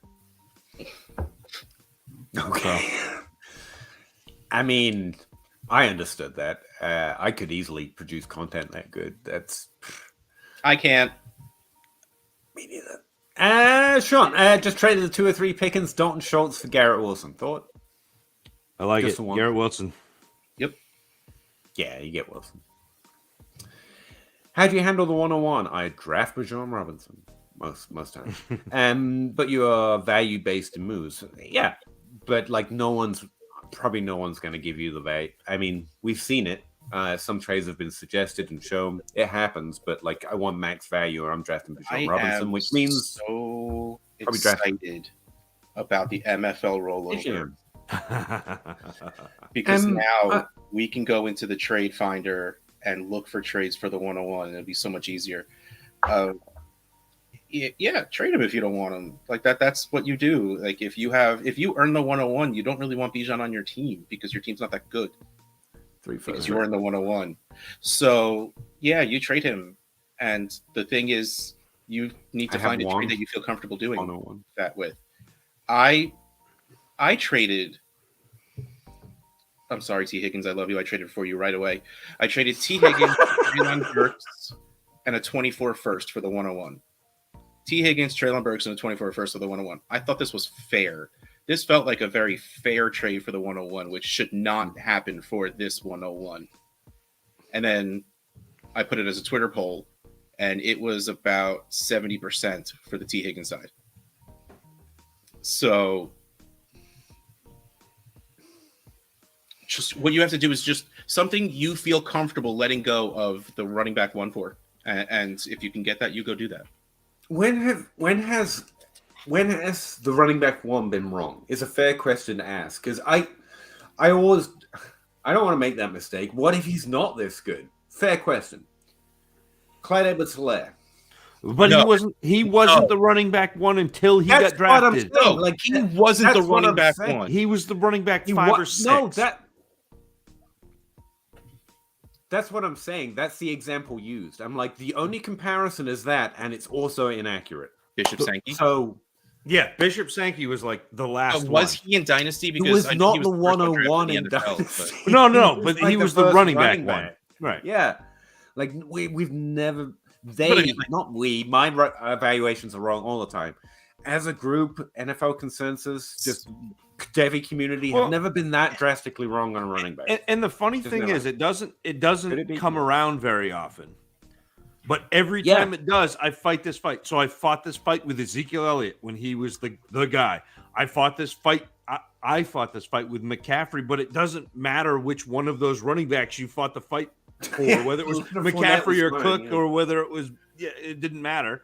I fought this fight with Saquon where, and I fought it with Jonathan Taylor, where you look at these backs and people are like, well, they've never done it in the NFL.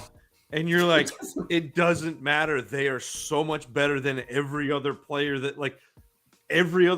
I've ever watched. They're so much better than. And to me, and I know we had this conversation, Peter, but I've got my little Word document that says for Peter, where I have my overall running back pre-draft grades from 2016 on, and it's Saquon Barkley, it's Christian McCaffrey, it's Dalvin Cook, it's Jonathan Taylor, and it's Bijan Robinson.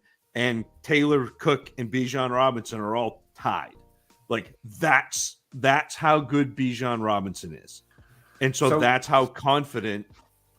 So the point I was trying to make is I'm not trying to tell you I know the future. I'm just saying like that's the only fear is fear itself. Like literally, just what if we're all wrong? Okay, you want to make decisions on what if gravity doesn't exist? Go ahead. I mean, we don't know anything for certain, but like at some point you have to decide. Well, all due diligence has been done, and this is true. And if it's not true, life is unpredictable and unexpected. But like, you would never cross the street if you applied this mentality to anything else. Because what if there is actually traffic and I'm just not seeing it? Like it's just.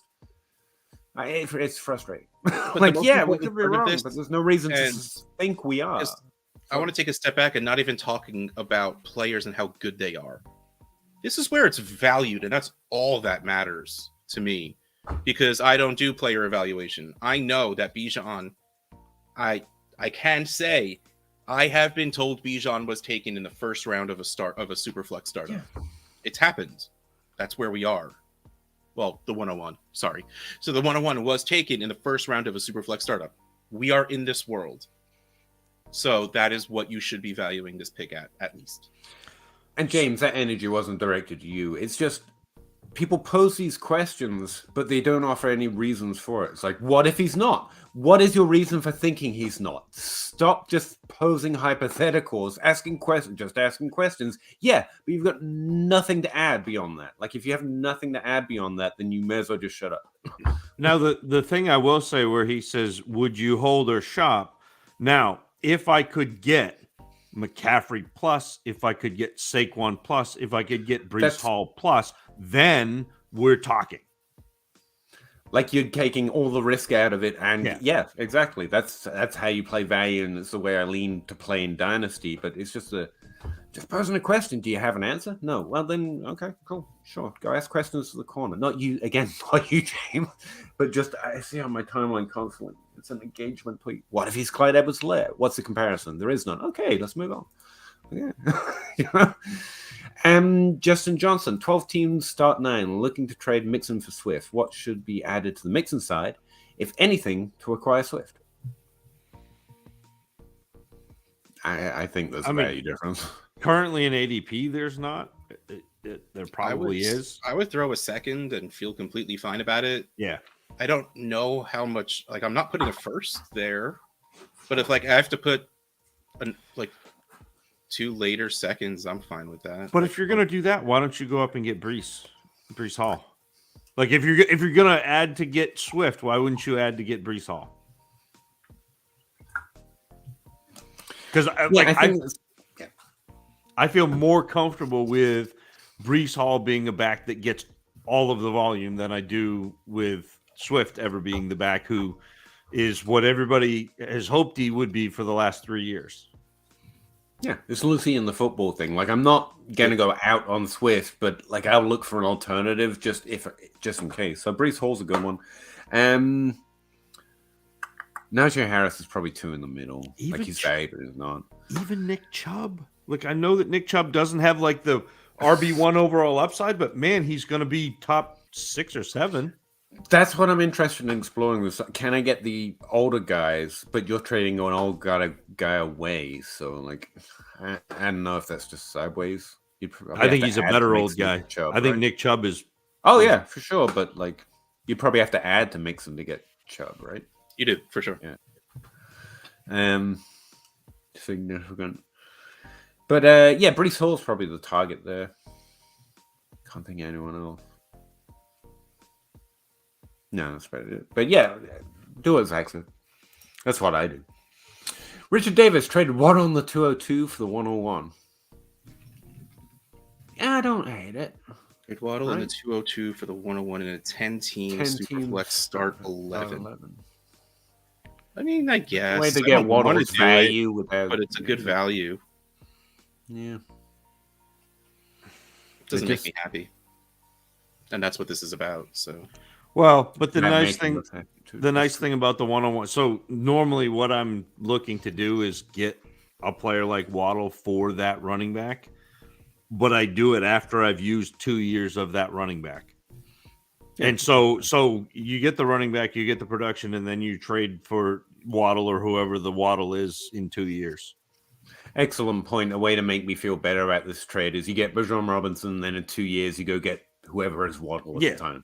So like you're gonna, you've got to be able to, and this is the really hard part about the way I play Dynasty is you've got to be really disciplined because it sucks to trade Jonathan Taylor after he's had a 1,500 yard season. It sucks trading Saquon Barkley after 2. Like it really does. But you end up with AJ Brown, you end up with Justin Jefferson, and so that's how I build my team because it's easier for me to identify a running back in a rookie class than it is to identify. Even though I've been really lucky with receivers, it's easier to identify that running back. It really is. And again, their accuracy, my accuracy, everyone's freaking accuracy is off the charts when it comes to running back ranks. Rookie running back ranks. It's kind of insane. Richard Davis, Love, Death, Robots is the best animated. Good. I think that was the one. Yeah, it's pretty good. It's very good, sorry. I couldn't get any first for Swift. Then you probably just keep him. Yeah, you guys want to join my league? Yeah, sure. Send the link. Sorry. Apart from Russ, he's in like 2 million, and he runs them. Justin Johnston, 107 to 109, 201 and 204. Should I trade up in Superflex to acquire a quarterback? Mayfield and Corral are my best 2. And just got this as an orphan team. No, Mac Jones, baby. Yeah. You don't have to trade up for Mac Jones. Go get Mac Jones. Go get whoever that next, like Kirk Cousins, whatever. And then you don't have to do that. And you still probably have the 109 and the 204. And you have two quarterbacks. Yep. Got it and subscribe. Thanks. Appreciate that, Richard. Thank you. It'll just be me and you hanging out, but I think we'll have fun. Drew, 12-team Superflex, half-point PPR, no tight end premium. Would you do the 111, 204 Cole Kmet and Corral for the 107? That's a package of stuff for an okay higher pick. I mean, I think the 11 and commit should get you that bump by itself. So you're throwing in the 204 and corral. See if you could do it without the 204. Yeah, that'd be. I don't think I don't do it because I have to put that in there. Yeah. But I need to go to bed. I'm super, super sleepy. So. Oh, sorry. Yeah. Love you all. Good night, Russ. Go to sleep Tuesday. Hi, Russ. Soon. Very soon. We're going to close out here in a second, folks. Let me just see if...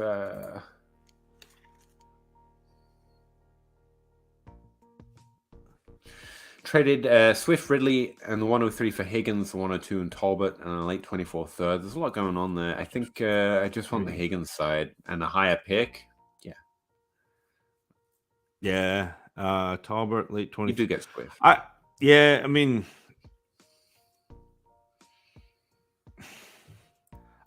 It's the Higgins side, but that's close. It's a pretty decent trade.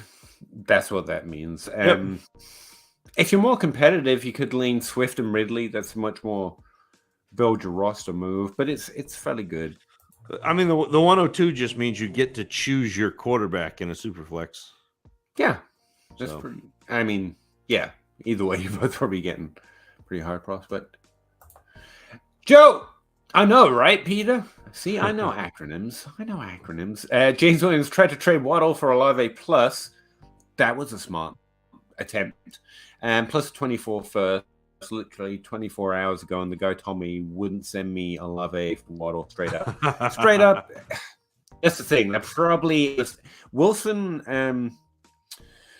and Olave are in that top 12 for me at wide receiver. Now, I prefer AJ Brown and Waddle and CeeDee Lamb because I've just seen him do it a little bit more. But honestly, I don't think he's too far off to say my guy's younger and did very well.